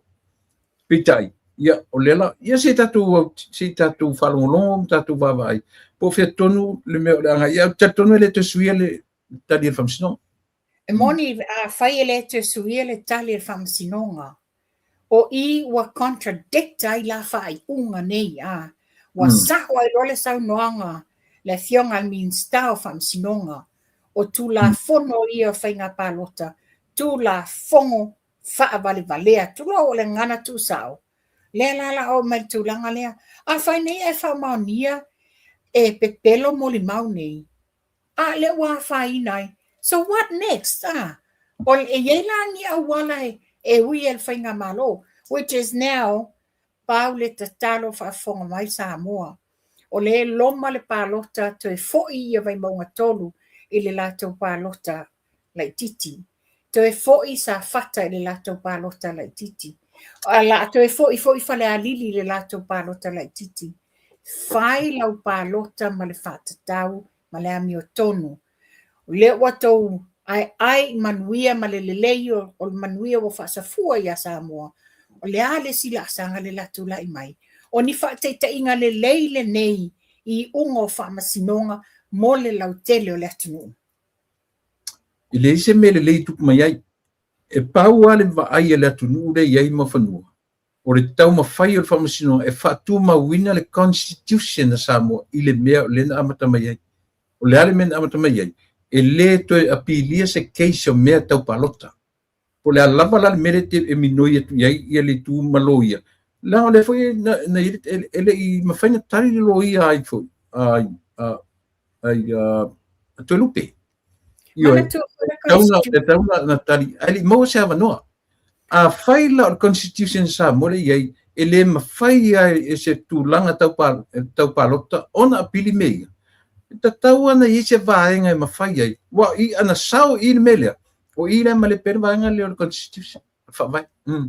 Ia mantua foi tula epa. O le Constitution ne iai mea na whaatope lau na sui e tula epa le lua afes fuluiva. Yeah. O tusa o le vaenga la le nā, wa ta tau na toe ilo le lei le tula fono nā whainga palota. Yeah. O na pau ale awala tula fono nā, ina ia puipuia le vaenga le HRPP at the time. Ale la wo ma le taimili nei, wa te lea e lalo na fianga. Pauare me ta te tu leia ta pukalami o ta penanga o tolu le pa election se tolu. Yes. Ai sala me ta te tiptilo iai. O le 2/3. Pauara na me ave se umayala me e fale tono le fa vai tu la vai sa. Io. Le vinga tonu le famtalanga le. Ave tonu ala ta tu focus ro ta tu. I palota ia fale alili. O safatalua. Ma iwe no. Le isi mea. Ta tau lon tatu wawai. O ai se sui ta mai tai anga waa mai vaenga umai le lua le ele to ise ele to anga lo ele ta mai tai ele si tuto tasi mai safatalua. Au iwe mga tolu ma oi fale alili. O ai se ta mai tai na. Awa atura i mai se ta mai tai o fas i le lua lea. Ai tura i mai. Le floaty e ta mai tai o lofa. Pasene. Is hupsene. Io. Io. Pe o mela na e tatu a se u voda to tala no to ele to suir fa inga famsion ye. Ia o se manatu na na leina to e la ngā tu la epa. Ina ia wha manatu le atunu. O le wa tātou wha, mo tau wha fufonga ma tātou wawa ai I ungo wha masinonga. Ua le tal, e le o lea tu sa ai ma mena tutupu a. Ai pau le tau sanga le abatu. Le loma whainga palo tala iti nei. O I tau te oe ave le lango lango le whainga malolo tu lai mai nei. No, mai foi la ia le tūlanga le keisa tai ali seu. Panga lea. Ese le whainga tau le keisa la le nei. Ai mpea na e sau noa. Wanga o tūla whonga wa whai, ele mwhainto e apili. Le manino, ele iai se foi, se whaatosina na whai e tai ali seu, I le period lea o le taimel pālota by election. O le tupe ye wala ngā mai tutono o whamasinonga. O tupe lo na o na ave lo na tu malo I le taimi ina ua tu mai mapale mai le tofi a o tutono le HRPP. That is way back mati. A le whatoa whai nei le mele ia me. A le wanini whaatasi ai talo whai. Ia. A whafonga mai ia tai riu seu. E tāpena ina fo I le atuani mele lei mo oi. Le tai lo so I fua I tono whalanga mai o puwhai le malo. Ia a le fionga fo I ato e rupe. O te tonu. Lo tāpena ina fo inisi mea le lei mo ia. Mo lona lo manai. Ia, tatu te misi alo fa mai na uso. Au tatu o le te mi fo le mo fanua. Ta luma. Move forward. Ka ko kilo luma ele tu la fo ina fo ina malo la tone. A tatu anga luenga tu leilo luma wani me tatu so sonia ile malo plan me maua uma el fast sui e toto. Oka. Yes. Nala manino ia Samoa. Ele to ia Samoa no o le hita pipi I seisia whainga palo te luna. Ia, o le ua o vai atu le ua mai ele afionga le whaipule o safatalua. Ma whaafitai ai le malo. O lea ua watu tupe latu tu malo. O tūlanga nā tula epa. Mo nel sa wanga le fionga le li whaipule whaanjoli atu ia. Man tuale a matanga a vevesi. Le na whai mai le interview atu ia, whapea mai tu ia. O lo o toa pelo nei tu malo wala wa malama. A le mea le tupo le vevesi ma le tele o fe upo inga I lungo le penga te whailangi ma social media. O tangata leo ni sa fata. Yes. Absolutely right. Mo sa oila sa noanga le ngā matua le fionga le minsta ia ale bena ali. Le ale tau fi auto te pisa I fua tupe sa fata. Leo ni tau tupe. O ti tiro lawa uma na fai le process. Pau le me ia wha maonia uma bank account wai le ni tamai tupe nei. Am sa tupe o tangata. Ona o lena maua foi. Ia mea whaala atua I le taimi o tu whaino se lau limas futala o le back to school. Tilo oi mawhanu. Se ka ke fia matamat, ka ke fia wa ai ape whape I fo ringa ngai meo le loko ai leanga. Ka fia wa ai ana whape mo whanua e loko le, o walo loko leanga kangaka liu maarua. Ka fia o lai se maa au sa mor ke mingi. Ua kumu ka kuma. O te tali tonu, o le loto leanga. Ai matua I ululi pei o le malala. Na tonu, e lengi sa whaka, e lengi piko sa whaka, a sauri mo I whai mai, la whai men maku ainga, la whai men matu ainga, sa whantua whai men maku ainga, la whai men maku ainga, e sole. Se ko whongi I ka ngakari. Ia, o le tau fuo a inga, Amo mo le pepelo mai whaafolinga I le vainga a lau tele tangata, Ia te tau mai foi lato ainga. Ia oi kea, ia te tau mai lato ainga. A whai ai ele o mawa tupe lato ainga. Wa, they have to find ways mawala to tupi. Alo manino le awala na mai le fionga ya tu ya wa uma na fono le tu malo malmatanga wenga fa ta tia process o lo mai wa process nei o lo ye fo ile sao malo New Zealand le ona tupele avatu. So they've got to act discreetly and smart. Langa le wa manino foi le meto tia valea le na fai le taimiole se lau lima sfulu le back to school. Maneia le paur taur ke sin ni masina. Yuni. Yo. Maneia le fulaua tau me se foi le me or taur ke si o tau fai fa por kiki foi tatu atu nu ia. I fai le tu langa to say e manino simple way of looking at it. O lunga o le tau whaaleanga. O na lea, tato titilo. E le ona o sa mo le ele a fianga. O le lalo langi a toa le ele a fianga. A whai ale o kipi isi flights. A isi company va lele ona o lea. Ona o lea fianga o le taungata le suau. Lela taungata i fo pa sesi feo a idungo vanele. Ma reduce a isi flights. A sa mo me la titi ele yesi tato va lele e ono yaise a fianga. Ale nei o mai e whaasala lauma ma tau whaaleanga whai mai wa tau ngata le pensini wa le affordinga tangata. Ele o se mea na whai e whai ngā malo po ai. Po ai lawal whai ngā malo tu lai mai. Ai tupu le for the crisis le i Middle East. Ele ma whai. They can't help it. Yeah. Malaysia mea le nā mo whanua fōre le e te rooi. Langa le lawe whaungai le laulangi le taua le fia fōi. Le nei le Amerika ma pio le whaungai le laulangi le taunta. A o le reality o le soifuanga le olanga. Ma le natura o le olanga le tatu te iai. Ele aru soro muli. E minoia i luma. O le tau o le soifuanga, o le tutongi o tangata, e whapena. Tatonu mai e umare taua le whai nei Amerika ma Iran mamatu.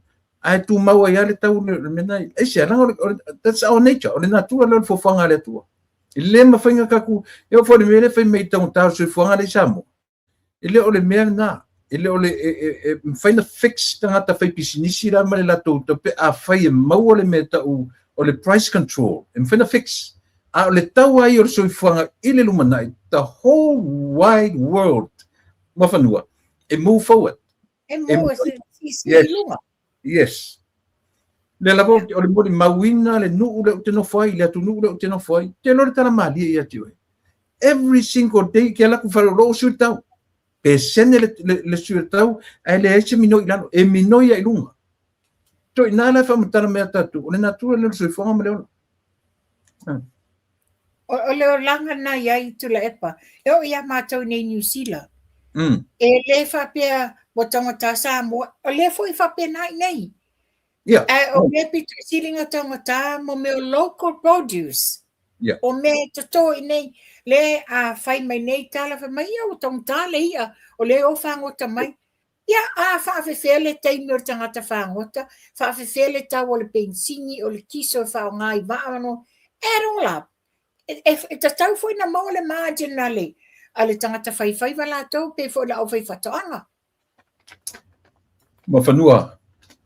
No tala no atu na poe la porkala mea na poe le whai tio tu le epamala hei chapipi. I le karamaran le vaavu le atatou le... Ai le tala noa tama i le vaavu le na whanua le nga whai le whakongunga anu pa uri ai sale longa. Nga pili ngā tai sale longa. Koru se 4 miliona. Yo. Anga se kauanga i se mawhau le whingare li pare mia ke nga whinga winga le vale. Yo.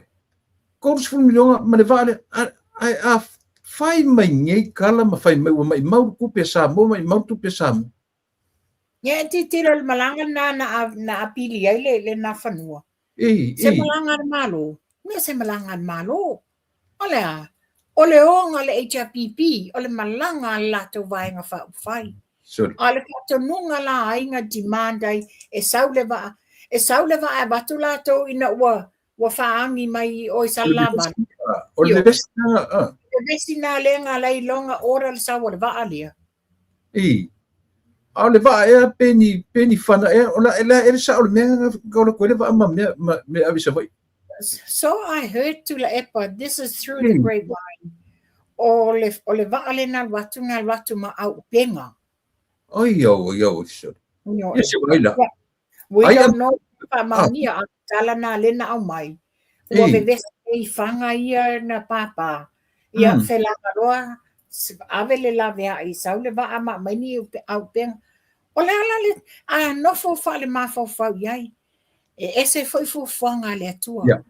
Wha a piri le vaa awane i tau nuu mai le vaa mai ia mea na fuafua au mai. Ma o le alme lao iai. O se taua la whaia mo Samoa. O le oti ngā tangata la iai. Pe ana tau nuu. Ia, te wela i le, au le vaa na wai lima o Samoa. Au le vaa le li abatua. Ala koe leanga i fia, leanga i ele ma whakong. Au inga whaia le whakong ngari tu. Ia, o se sin taitai le o tula e par taitai. Ele koena whaia se sin whatununga e batu taitai. Ma o ia min star leo taimi le nā. Ia war kai minga ngai le cha pipi malo. Ioi. E le winga le lo tala. E le o se ngā luenga e anu le vaa se ngā luenga malo. O le la tau wa bainga wha uwhai. O la tau e soa se vaa e o ai. O e tutongi la tau pasa se o i le vaa. A wasau wha pitoa le vaa le malo. O longa winga a wha upu se wha upuna lata mai, se wha upunga lata mai ma whanu. O si ngā tau ar mele ngala. Ia, pēr no whatu tula epa. E te tupu fua mea. Si sila fofonga le atua. Le i tau nuu le alu le vaa le nei. Le lawa e fisiri ngia mai le catamaran lea. Ia, le ale mea le atu i ele whainga ma lo tu lai ma nefta iwa masina. O e fisiri a fia me malana whainga malo. Fisiri a fia me malana whainga malo. Mua mantua, li poti uma mea nei i le palemia. Ia le taimi o le atu fia me le palemia. Sila fia le fia me le vaa le la au mai. And she agreed to it. Alala le mea o le au mai e lu i matele tala le whainga malo le taimi nei. E le ewatua le whainga malo le ale vaa. Ale me malia na mo whanu. Ngofo le ia ka mazuri. Ngofo le ia le atu o ia le sawa ia le vaa le na o whafo. Ale le ngofo la whaingi kala. But anyways, ka o ala i le vaa le. O le tala na mai. E auto saki de vale. E le ingi ngofo le vale le. Le la ngi whai mai ai. O le kako plane. It's a cargo plane. O nga e le ingi ngofo. O le sao lea. Tala le nā. And in fact, foi la, ina watu la i atu whai ngā malo fia me, o le recommendation e nāna au mai iai. Whaafo i le vālele, it's not safe, mo le whemalanga inga o le mamalu le atunu. O le vālele lau cargo. Ia, o le mamalu le atunu, e le ni cargo se tu lau whafonga anga Samoa. Ia. Ai kira fui ana avatu foi na temi faunga e la oi kako kankalo ma foi no ise kako feo e peka ko va le isia tu no e vai ai o le tala le ainga le tele fie o fai pemer tala ana avatu le vale le temi le o le temi le fta to tala le afu o kala ka make o tala fe me o leva e to tongi e vale le tala Manu fa peni o mau ni si va le selua. Vai kala ka le tusi oti. O le tala i le tusi oti. La fa fe na fa mai make le assumption ngau le Polynesian airline, lau le Samoa Tawana o le Air Tawana. That's how I call le va'alea o le Samoa Air Tawana because paula le va. A o atu fa pe o malanga alu se fulu. A tale se fulu a laile I atu le pasese. Na nofo le se fatatadi atu le lenga o whainga o le Air Tawana. Wa Tawana sa te fatatadi ioe. Polensia vai te minga polensia.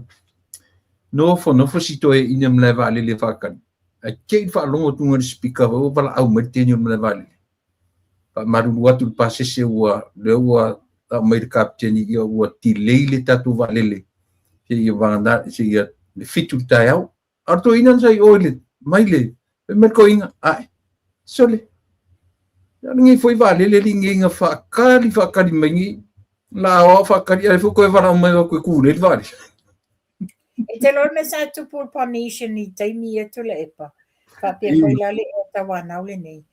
Pau leo se vaalele e o atu pasese. O pasese umai faile air bridge sa wale vaalele sa vavali sa o atu tangata. Pau leo le vaalele e te aluatu e anu i lalo e te oso le pasi ave o i taile tamak o le paka mai na le vaalele fai e mai na pasese. Na fesili ngia le na vai taimi. O lale me whape nei ina whai, sa ele langona whaangange pe e, langona ita fua le loto, whape whailonga lanu ia tangata palangi nei le fua le tu o le vaa le polensi o tamu. Ai ina wafisili nye whape mai, e le mawhaina amai i allocated space o valele, ona ele o umana tutongi ia landing fees, landing rights. Ia mai fase sela na mai tawana um fai mai o ka ana mai le vale le wa maoni si vale ai lo um fai na la totongia i ta la fui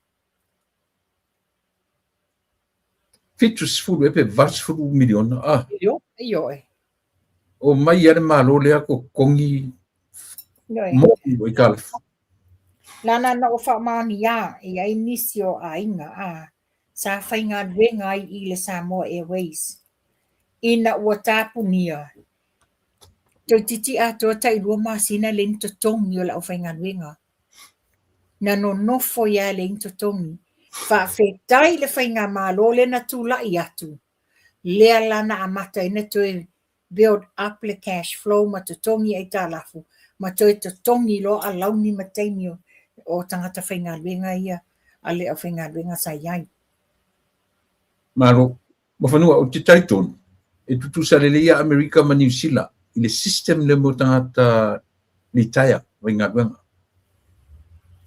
e te loa o toena foni mo koi kilo le whamanuianga Samoa le pe ai o fits futausanga lima se lau tala e launga ta sier tangata sa whainga luenga leo langa atua male tangata e le i whainga luenga e le mawala ini Amerika ko ngā mele e le mawa ini te wanga nā o le tangata sa whainga luenga te wanga nā o le tangata sa whainga luenga fto a mawa lea o sana retirement whapena tu whapena e amu ia la tau sa muolo mawa hoi o nei New Zealand ele maua foi o la tau ia sa le whenga whataita inga la o la tau ia le maua si tsing New Zealand whaina no fo mau ele la tau te le maua inga la le pension le ai le mot ai ele special benefits la tau te maua inga where also Samoa la launga ta sia lima sau tangata whenga luenga ma tangata le whenga luenga e tai pe fai ne te ro ne dan me le welfare io e mau e tangata na tanga pena a se upu fo le sau current fante moment malo e soifua ele ela se donga o lau ka ku pesa e fenga bunga ro lang a le melo fo ni samo so le lau ta sia tangata sa fenga bunga man tangata li fenga bunga fa ta silulanga atu o le manuia sa lilo o le manuia sa lilo ia tanga itu la epa e o ie o lo ie mana onga fa pito tino fia tanga le maua se nei fa manianga ai fa fitai le fainga malo le na maua a le fo te tului le tu sa wa fa ATT ai le burden i ainga i le tausinga o la to nei e o foi le au disables le au mamai le o sa na watu for the fast fai le selau tala le fo ko si ia le fast il fia to selau pe film meroi no to selau sorry e feri ia Samoa ri ma le latu o te tar tono tu la epa ana fa maoni tai sa lato tai ia mai sio tato malo i se fulu luas fulu tau sanga taluai e matua i ta mau a inga Samoa. Ono lea, la tele le mea tau mafa i le ele, o le sami a. A e pangalia, e le i wha maoni tai i le wha o ngā ino tupe. Ai, le peno whatu so o telo teimi tu la epa. O le nao mai a wha awhewhete le fu e ino la tau tanga. Ia tanga i le teimi le nei. I le i atoa se iwa masina o whainga malo. Ai tanga i la i nei wha manianga ua wha sa fua atu i le mamalu le atunu. Kau kia sori. Ia, te bai po le hasi, i se tam tau puna e ta pena mai nari. O le mta upulo te fia watua tu la epa. I le wha masinonga o le awaenga i le a fianga, le link i le tangata waleina o le ala sa Vietnam an. Le na wala au na tarsanga fo le lo ia ina ia te tala i tua.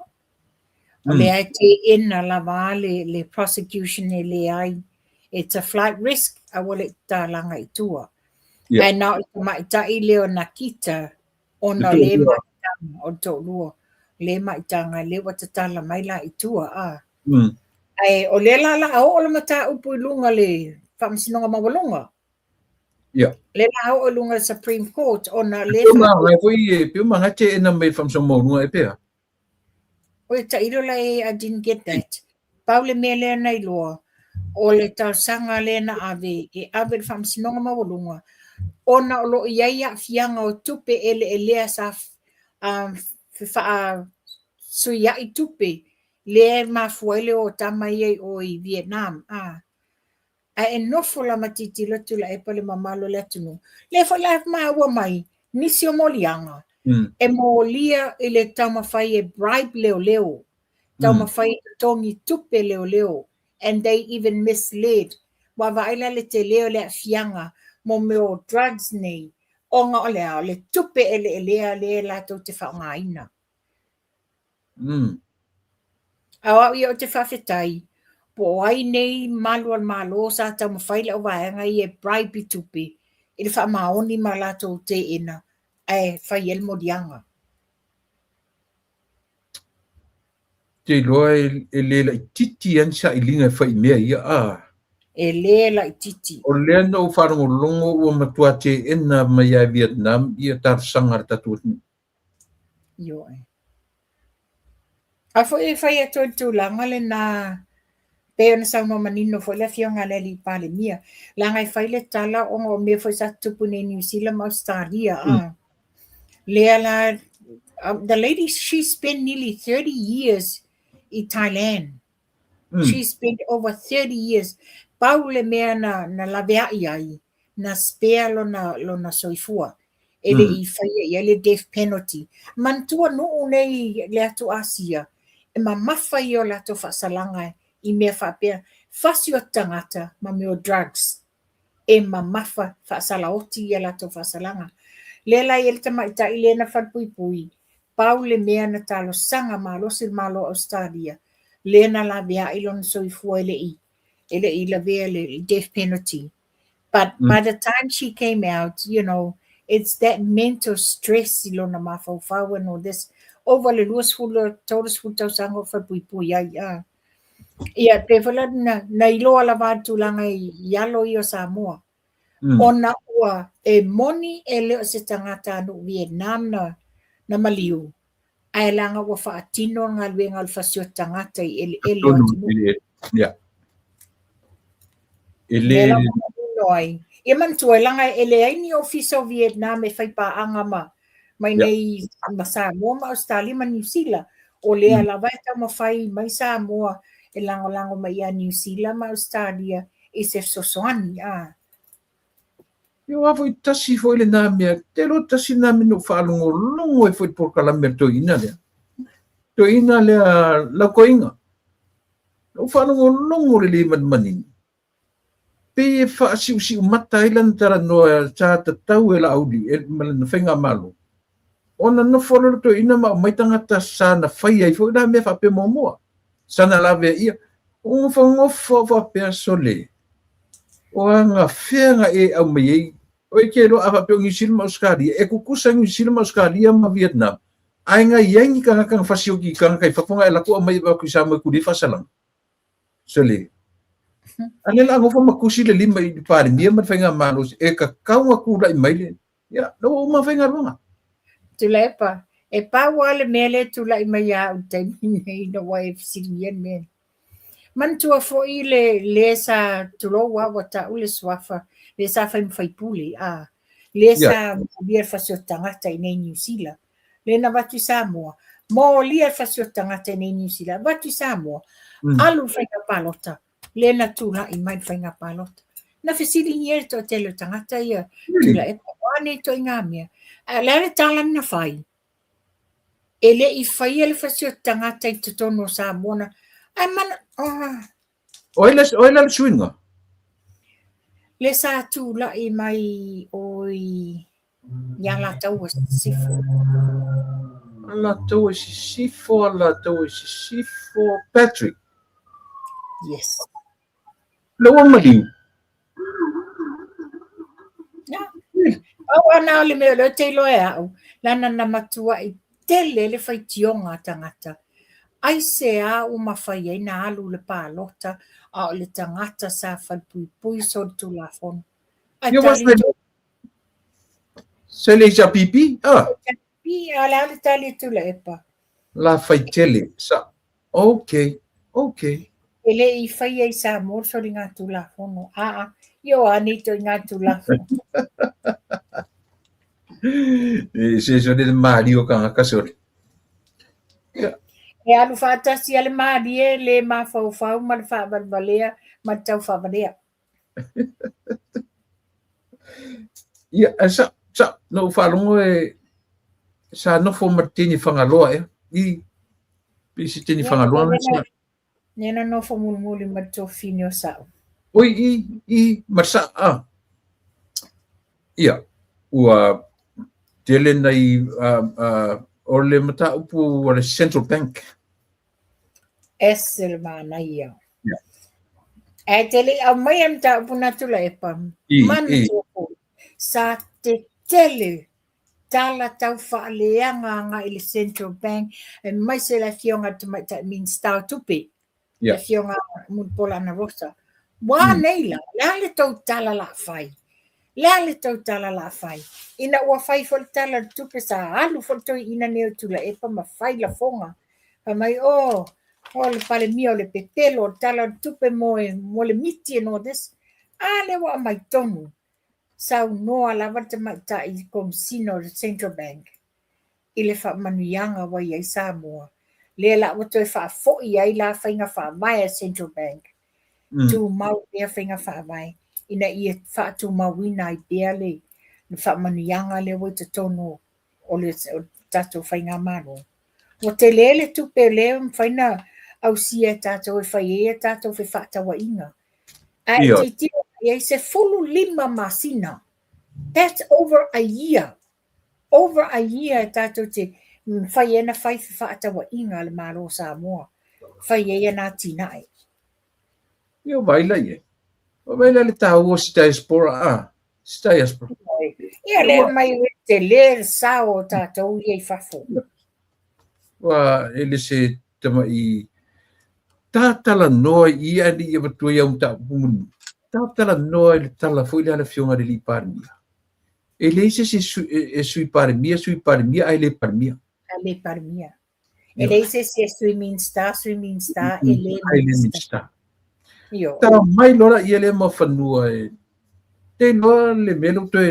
tu la mai ia le fionga le parmia ona toe fa mafaina le mele o le lua no fo inga masui a te lo te mina na mai te mo fia me pe o ma disagree fia me disagree she went against it really ia ba ai lai le na to no fo mena fionga le li pani ona to fa marusia to le winga la na tala e se le te lo plan mele fuli le loto le to te ta leo to sau le pare mia ona to fa mausalina e lua no fo inga ale pare mia sabo ia matula mais o lona winga a fai po le ase fina ngalo le tua ia muri pola malona i tumalo atu tu lai mai ia tatu vai le upule ele se sui para mia ai le para ona tato misi alofa ile isia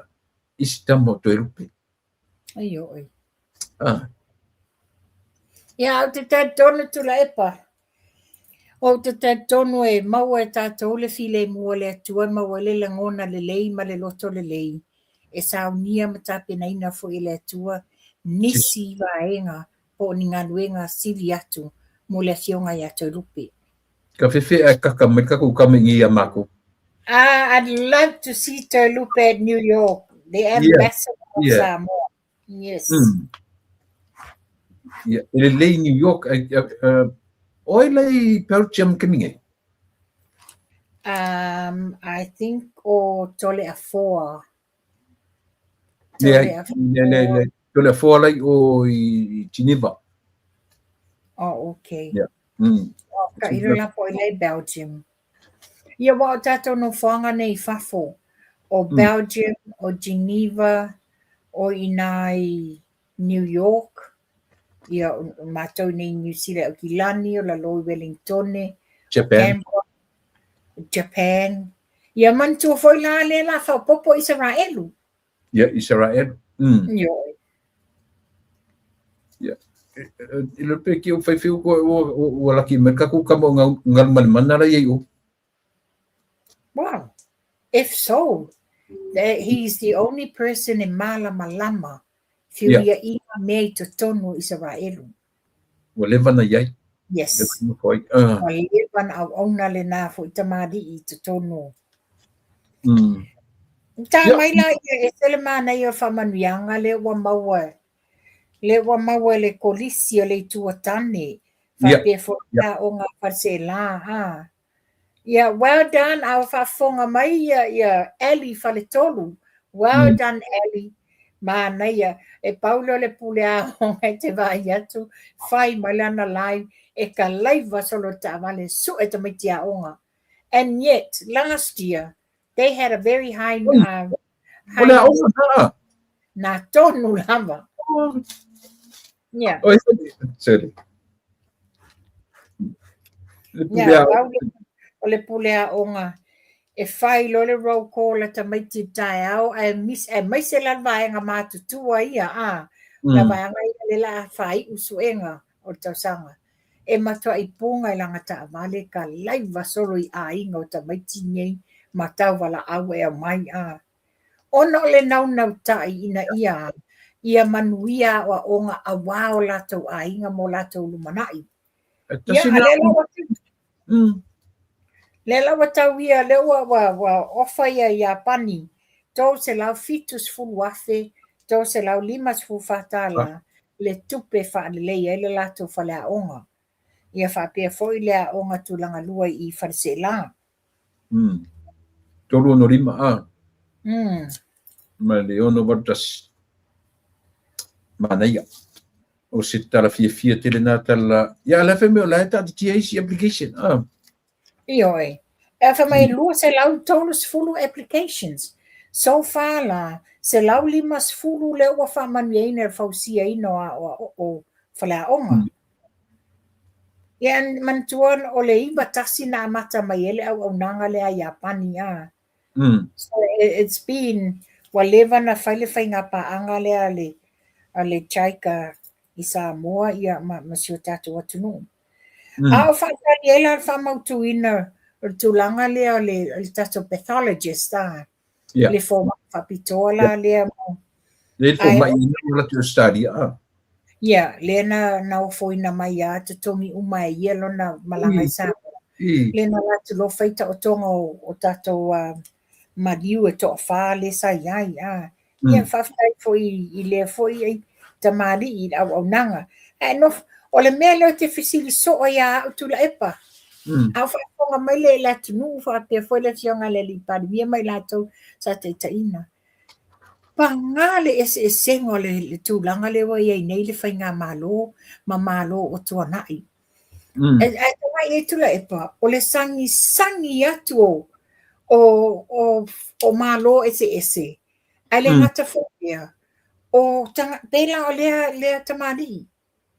You know, o watu Soswani mo Samoa, they are willing to come and help Samoa.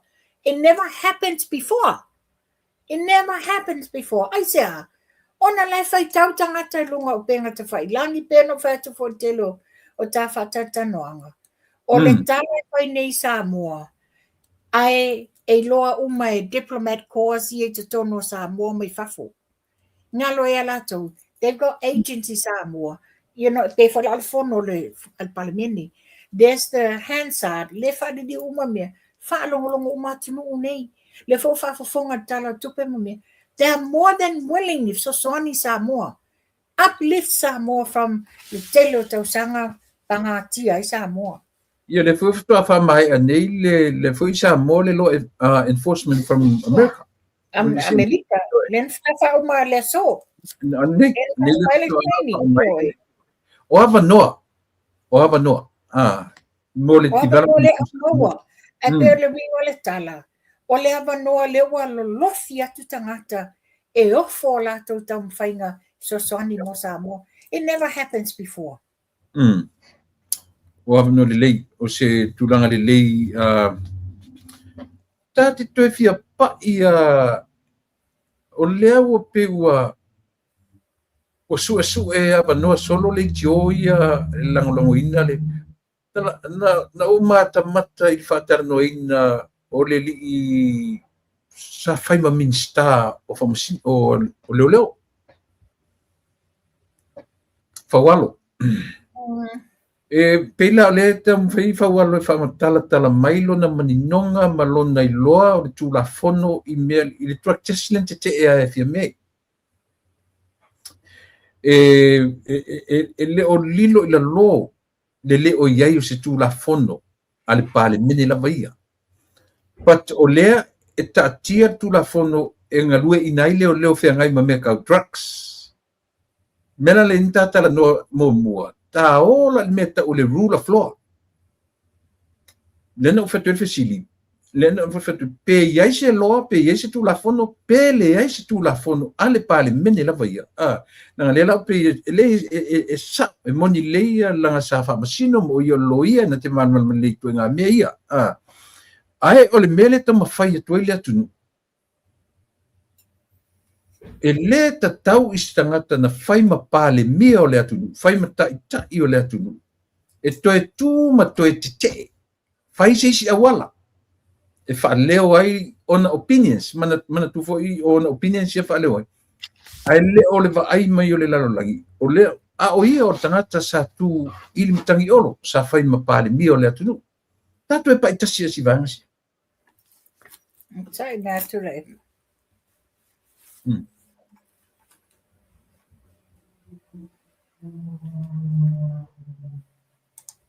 okay o ia tu la epa o te matai o te ena o te matai o te ena le mele fa pe e moni ele o ia se tu la fono mo palmeni o no le o lo fa pe manino le foi le tu la fono fa vai Samoa ele o fa pe mai e ia ni vaenga tier 1 and tier 2 tasia le tu la fono e launga tasia umatangata nu lau tele o Samoa o ola ele tūlanga wa e commit pela lau tele. Maua oe you have drugs and all that. E molia oe tūlafono le ilalo leo. Whapena fui la fai pule. O le ala le mena tau whalongolongo ati ai. E tau wholinga mai wa lato wha e sea tangata anu o Samoa. E se lato o lato o fai pule mama wa lunga lato o tangata Samoa. Whapele e wha e se tūlafono. Ala le ungo tulafono le la tam fai ai. A fa pe ai molia se fai pule o fa maonia langa drug test positive. O le to inga so ringa tulafono evi ai. E fa pe mai fa mama woni fa pui awone ia. That's not fair. There is discriminations. Lalo le for le Human Rights Commission. You can't be. E Paolo mea o tulafono ele fa pui ese si pe positive ele fa pui terminate ia ale terminate ia pe fasala po le ase me fa iai o le upu na whaonga lo matua li longo le lei e selva senga la e selva senga le nei le winga tonua na la tala ua discriminate ua whapea mai o mawalalo tangata na awa uta tonu palimene o awa ilunga e pe le ale wha toinga wha upunga wha iai that's how you word it le na soli tu la fono ngaunga me ka discrimination oh yes pero winga la tala under the Human Rights Commission eleta liaina le discrimination langa o tulanga la lewa iai lalo le constitution na Samoa ele o iai se vaenga e tier 1 tier 2 tu la fono mo si tsengi tanga Samoa tasia tu la fono langa tasia o mai ia lela le fa pe mai ia la producer ainda faru longo na po o lela ta uai na ta pena le leo asia tela no kala mena po na ta pena peni amina o le aloka fia me o sauna ia nela le fai mai tu ale il tatu producer na po o le ta pena o le arrest fia me sa o le tuanga le na o le taimi o le suenga ina ua maliu tangata valeina ia sinava yana Dr. Caroline Gabbard. Okay. Na whai ai la suenga Benjamina lea na taita ia le vaenga lea. Ma wai la evidence ina, which is whapea la o evidence nei e link anga ia fia me. Because evidence nga maua, it's her personal belongings. Lena maua nesa maua te tono le fale lea. Oala evidence ele ta ua e tamaita i o. Oi fu ilengo si tamaita. O Lisa Marie. Lise. Are they the same evidence? I have no idea to laipa. But Paule mele nai loa or evidence name. Which is by the sounds of it, it is exactly the same. Evidence name na maua. Lela na mai la Benjamina malana team. Ole a usua I mai le tae au. E ave loa la le warrant e moli aia ia fia me sa we faile. Ai e o atu. Wale ai evidence nei. A ole wa fa'alava le tusi e avatu ele pale mia e fia me tawala atu ile min stao leo ile komesina e ave ese ia Benjamina ma le case. Oka. Yeah. Hey Lola, nga wala tatu tapisay meia. Li fulan na ua au mai lunga ele tofan mai malai. Ele wala tatu tapisay I eto nga mea. A whapea bala oka. Te lena waile ngasu. Te lenga waile ngasu. Titilo fala I etula epa. Yeah. Ole taimi ole min stao leo ia fawalo. He must have known something. Te le lava a. Yeah, tu lai mai foi la fafitauli mea evidence la foi a aor o tau sala ia Lisa Marie. Yeah. Tato fatatalia tu waina maile na keisi lunga. Se fa fo fonga sa moa se fo fola le fala le tele le matangama le luma. Yes. Really. Ia oala ni tula fono li e fai ia tu ngamia. A fola le la o e fai le tula fono le drug test. A o atu la fono tele o fale tonu le tula I mai. A fai o le mele e ta taura na tula I mai le fartua peni amina.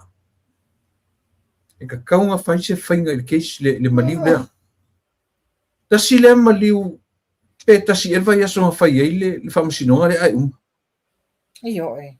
Whamasinonga o peni amina.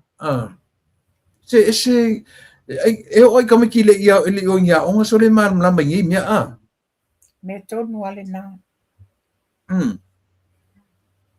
ka fio lai so le ia se ka ku ka dia ia le keso Ko te le whai atua se tala a se maua se taimi wheloa iai ma le fionga le li palemia. Ia o fesidi whaalilo lilo o te fia fesidi nia. Hia maua ai se mapusanga. Ia no share tu la ia. alu pa a sau ma tari o si ia no fesidi whaalilo lilo atu whina ia le ia oi io ka ko me whaalilo n whai ai whaftai nau maurtu wa wanoa ile na mana fionga li pan whaftai na fu mau mai tala o lo manuia le me uma manuia i oi e si fasitala le funa o tau te tala no tu ni o le tala funa le tamaitai tate toi pa ia mali e whanorongo awar toi ala lai de malo i fono whaavai awar toi ala lai e a fuelea e a fuele apatu le malo toi whaile le tonu le se laudi mas fuglen tufa e whai maila tamaitai o au na o fionga i le whongwhita lai ma le malu awar toi awangi koe ala lai ia le malo i fono whaavai tasi na fesi na me tu te tala noa i tae au mana whiunga ni pānia. Ai se atu la epa. E le taimi na fatua i tū la i mai ai a e au. Ambe ai loa lo na mana onga ia whale alupo. O ia o le ata i te ifono. Ia. Ai le ai. Tū mālosi mai lātou.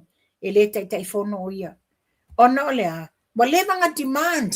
Levanga demand ai au o ia te ifono. Leva na mana oai. Ia, a lea lana te ena, le lawa le te ifono ai. Lea la tōnuanga le i te mwhapea mai, awane to e ia atu le malo, because she wants to step in and take control. Patele i, o tasi vole tatan te ifono, na fia vevela fo ia amtanga, leo pe o te ia o koe kau maruru mai. Ai tasi ne tangata na pe nga fia vevela lona pito whaalo ia. Aloia. Ia, pina te no man tu fori si fatanoanga pe foringa mai o ia nga draftinga le tusi le na ave ia wane ia le tatu vai atua o tau pepe le mufuela ia fa lo mai e pepe lo le tunu fa pe na mato apalai and all this esele apalai esele attach akole ole la to tusi abatu ai malete enale na fai ia mafano mai si ta pu na e te pena mai na ia le taimin nei whawhetai i alo fo ia le atunu le nau mai Australia le lato te whaile sa ili ngā tupe so far le wa maua le lato se fulu wafi maua le se fulu wafi le whaile sa ili ngā tupe e abele o le A1 Training Club o le sa ili ngā tupe la lea ina ia watu whatupe ina ile no fuanga fo ile wa tu waita maiti wa sawaina matina ma pepe le Campus of Hope so far sfulu wafe la to tupe lo mawaina ia e talo atu fo ile malo le atunu ia whapea na la to langoina il tau mawhainga ona le atinai to tele alo mfana ulo ia i tonu o le whaftai fo la ia le fionga ia sili niwa o lina le na te va ia le vaenga lea e ai ni alo sa mo sa ia i tonu no fuanga lea o whamanu ina le wo mai fafo ni ia su inga fale o onga ia e ui e whaingata e whatupe ina alo la tu va ia le leia alo mfanau ai mai se le tu pa te mai tai whanau teini malo manai ia e msisi ta puna le ai o matua tu la epa hoa pe ole paule na ole vaenga le sa tu di matai lava o tu langa le ole tupe mai le Central Bank ia manai wa le o tu lo fai lo mai se lau 1.7 billion 1.7 billion ma le fo e fa pe mai e to au sia le si 2.7% e le tala tupe lua fitu i tau sanga lolu mana i nei i e fōlinga mai la o le he alu lava i lunga le climb o le leo te tonginga o tatou ai tālafu ma lelei ai le whaasoasoino a tina e malo. Ia whaopopo ai la matupe maua le abatu ia tatou nei the diasporas le no fui fafu. Ia wa whaatelei. In fact, wa ova atu le iwa se lau milionga le tupe le maua atu ia tatou nei fafu. Ma li moni le so se vai ngali le mo tatou terminate ni vai ai male ma fanua te tele yo o ta asinta vai mun e tu atu sina o le fa mun Yo. ia on le o tatou le sofa you like ni vai aso ma fanua o le sofa io fai no tutto tassione tu ia le sofa io ne la vai lunga flyer no to sila mai ai o le firework fundraising booth ia ale kalisia le tai fo e fakasa i Long Beach fa mole ia e faia le booth le i totonu o le city o Bristol Santa Ana o Bristol le ngore street nei lunga rua tasifa o South Bristol Street Santa Ana California i valua fitu o fa a matatai au le booth le ia fai mai i le naso fa yu lai la stona io e te tala i le aso whareile le tae au le aso tofi te tala le tae au le se furu se e pa i le se furu le po pa pena fo i le aso whareile e iwa le tae au le se furu le po ia manasto na i o le iwa le tae au se furu i le po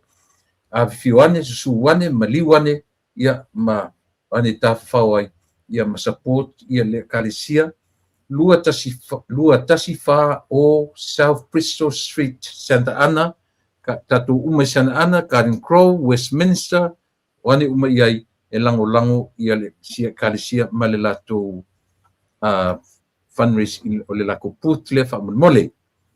Ia ma le tatu baenga o le tatu koko sa mole na umai. Ia lea whaftai tua le tatu tautua ma le unanga ia i lato na support tasi arwa yasu, mana yasu. Ai uma tatu koko la wai sa mo tupe na la fo ne tupe ya la wa fa ta wina man mania mo mori mai fa ta tele ya ato sa fo si tatu ut ya to so ta mai io e fa va on dia le quattro tiliva le si tupe tatu por kala me wai nothing not even a penny io e fa mo ma wa tatu te va ai lo fa le au fa tu anga tatu wat nu ia o lo la tunga lue ina le ele tatu o nu ia e fai sia mea e fai ma sao le tatu tua mana unanga e fe so sonia ia i la tu Samoa i mina peni le kai sedi mina peni le si tu per tatu pokala me wai fa tai support la o la for tatu tu fa tai ia ona mo fanu e nia for langa we o mai ela for langa natula epa i la so ta la so sa na mausu ai la e a foi e fai le ma fatau au te o mana tua loa sa fa sau i lungo le social media o le oka le uka i o le alongo o le punge o le funga o le malauli ma le ume e la na waina mausu atu tai o le tai na se fulu a matia la epa wa empty uma mai fulisa e tolu. Wow. Empty uma mai. Ai fa pe mai le alo o tula epa maseli. O yo e fai o le la o le au Samoa a le la o le au Tonga. Oka matua i empty uma. A le no tulo no mata tu le pola so le uli le so tonai. Wa he sau le va mai Samoa le ono le fiafi. Ono e po le iwa le fiafi. Le la mai le ukta lea. E lua se fulu le lei jelly beans. Lua se fulu le. Ale mateo sa tu tau le sala ta se fulu le ai ma se mio to toi. E te lo foi. E te am i falena. I hoe. E te lo o lo tau songa te meta e sali. O sali i hoe. Ale fa pe o le support mai le fast. O ke ngi ai so mat palo ka kamalo ai so mai le cha pipi shirt. Ya. E pule aka. Ona o te lei vai ia tula e pa fai fo se matala mtula e pa pa ma fe lo ia. Wala nga le wasule no fuanga le wa yele la to fa lo a. Atula na ia ola tulo. Ma wa mai lo la pe pa esi. Yela na sa wa lo fai le koko esi. Ni que foi lá e fale pisa ngai mo wa nga ia menti fuanga. Le ai ele mai fu e to tongi tupe. To tongi tupe. Lo le winga la utala. Wa mesa isa mo le pe pa esi. Atu ina le pula vane nga sali mai a. A esi la ia na atu ne o mai fatu a. Le ai te longa a mai na tango le tu tono le blender ai. Na fito a faile io le koko esi. Wa fi wa saka. O pe e mix fata si mai esi pula ma esi moto. Ele pe o esi mua na mai e sali a. Mai e pula. A ole mela le na tu ne wa fiu le me saka. Ia ole na se longa a mai na tu le tono le blender. Wale me sa iai. Te lato ma o mai lau pe pa esi. Ma o mai lau pe pa niu. Niu la nei mo niu mo mua. Wa sali a toa mai ma le sua vai. Le mai na mai lola ia sio lola ia le vacuum pack. Le sa tele na mato wo a mai e fai ei mai salo. Ia awale mau o mai foi. Te talo sia yo atu ai yo atu ai mau ni pepa ele yo ol vai aso fou ka sia sori mau mai ma ko me fa penga ngi ai te talo sia se to yo tia ele le fale o loa alanga la ele fale o loa le la tala mai lalo mai o to le fo o ina le ma o ila le si vai la le te fai atu ai. And a latu lata fia last week I my was sold out. Yeah, I te wa mo atu il fa lo Lord vai nga le mawai la le si le na. Anyways, yeah, o le tulanga na tula epa. Yeah, o le tato asia le me masani. Yeah, inisio o to. Inisio to wa expire to cards. Fa mole e mana o mia. To e tanga I ifo I lau card po wa expire. E me te wangalo ya o po wa batu sau card fo. O le card la le nai te au mai e whai e lau whaatau whamon ia o le tātou Renew 28 le nei, ia whapea fo le tātou Redox Gold, mo I lātou o mau le ngungu, mau lea fo I arthritis, ia o le tama lea o nā mo oe, ia ma le tātou vai masangi le nei, o le tātou asia, the Redox, ia o le vai le nei, whangu tono le pusa, tolu se lau, ma le ono le tau o le pusa atoa. E le whaatau ta itasia, e whaatau pusa le tātou mta upu whaamon mole. Ia, le nā epa. Ia, sau whaupoponga le tā vai o le asia. Ia, le nā, o le tau masani ropu, savali le 5 masineri I to suia le tau o le tātou asia. Ia, o le tau masani tusa le leia pe aftu I le New Zealand currency, e tusa ma le tau Amerika. Yo mo lato umala volo fisingia le tau ia a o fatu mawina o fisidia e mo lato fisidia e New Zealand Australia wala wane I le telefoni na o to va vetu le I panel na luma o le oru atasi lua I valua tolu ono o tasi le ngata o le to tele na tangata na sign up o neva ya so ya mau Oh, that's good. Yo ia wala mai nei Amerika ia o le 5 tolu fitu o no lua ia fesili mai mo soli fa mole ia ta fita tu telefoni o koko samo o le to yesta to koko te fito a fai loa tu foi ia pe a tu fina ngalo au fai fato anga la fo mai ia ni koko se temi o mo ai mo temi nei ia fa mole ia o le yesta tu koko temi nei ia pi ona I vanga ia e sauno ia e fa mo tatu no Ia lelei, tula e pa whaftai ia, sa moe malau whafonga o le nā ua whaatal noa, ua whaapeo na ma whaasoa atu, ia ma ili tele o mea o lo tutupu mai sio tātou atu nuu. O le tūlanga lava ina ia whaafai ngofia na malama le mamalu le atu nuu. Ai tātou tālo sia, o le aso tona I nei, ma wese whelo inga ma le fionga le li pandemia, ia o le a whaapena fo ina mātou whaailoa atu. ia ni mata upu mani mea o le a whaapea na whaailoa le fionga le li pale mea. Mo whanua. Mo o tau, mo tau Whanua wha mole. Ia. Se i toe a mai ale tau o le tau o le pusalan moana. Wha mole le fsini mai tangata le tau na ia o tō o mātou i Amerika e 5 Le Redox Gold, se lau luas fulu lua tā la. That's the Redox Gold. Ia e 5 tā la i a mātou na e whetau i le tau. Ia, man tua foi la 5 tā la Amerika. A o la le taimi te whaatau ai anga i Amerika. It all depends on the currency rate o le whaatau inga o le tupe Amerika. Yeah, you could be paying equivalent 122 or you could be paying more. It all depends on the currency rate i le taimi o lau whaatau. Moni. Yeah, pe ona whai atu. Le ai se tātou po kalame le asto na nei no sau whaasoa te atu la epa langa o le taimi le masanina tu upo ino tātou po kalame. O le taimi na le mātou whelo inga ma le fionga le li pāle mia. Ia a le vai aso fōu pe a maua le ola ma le mālosi. Ia le a whapea ona fofola atu ni tala fia mai le fionga le li pāle mia mo tau whafunga anga sa moa. Ia le nei tu la watu whaftaima whamalo. Ia no fo talo fo i mo i lātou o lo umna o miale. So soani a mese ia te lupe ma ta ia li seu tātou talo ina ia whapea na maua i la ual file mu. Ia tula epa tātou wheloa i le mai aso fōu whaatou whaasoi fuaina. Alo whātu la fionga li pāne mia. Se utanga watu na neile ni a fisili o ingufia. Alo whatele mo urua wheloa.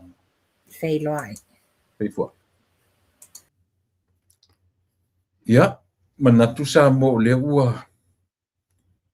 Mahe ai ia le maa whataranoa fōi. Ia, o mta masani moro tu silfia. Telling name ta opua manatu e tai auri siaso. Whaaua waili tatu taranoanga. Ia, o tai au. Naso lulu. A mo tuese maa vanoa ma le fionga le mista. Ia, le fionga honor po le to filing wa mtua ia ale vena ale o le tau le ono a matou ia o le taimina po le ta o le lua i le taimia Samoa ia po le ioe au tai au le ufa moi moi e fai tuale ma whatatanoanga ma le fionga i le minsta ia ale mana tua fo i le mata fo i le na tarusanga maisi e fionga ia ale I tangata to sfulma to iva o lana fun fa vai le na tala fa lua la tutupe ia ele le sausa o ale fofonga o le tangata e ana le afoli le fun fa vai le io fe sili e tai au ia si o mai fo iso na fa no tele ia tusa o le tala fi ngai tele o me u faia e ia tangata io tai au la ia a moise ma vanoa malana fionga e minsta a pula lo fale tu e mori el so fu me ola mo terminei manatu la fe fuise malolonga io tatu to esa il malo si wale aso tae ia ma fa o wai tatu tu ma ona ia si io ina vala mai le tu e lo so fu me lo ola ia fa to mai ai na ia le lo so fu tatu ia ma so ola ona mo terminei ora to on masantu le pa fa aftai di sua o te fa sui fu sa mole at pele sui fu ia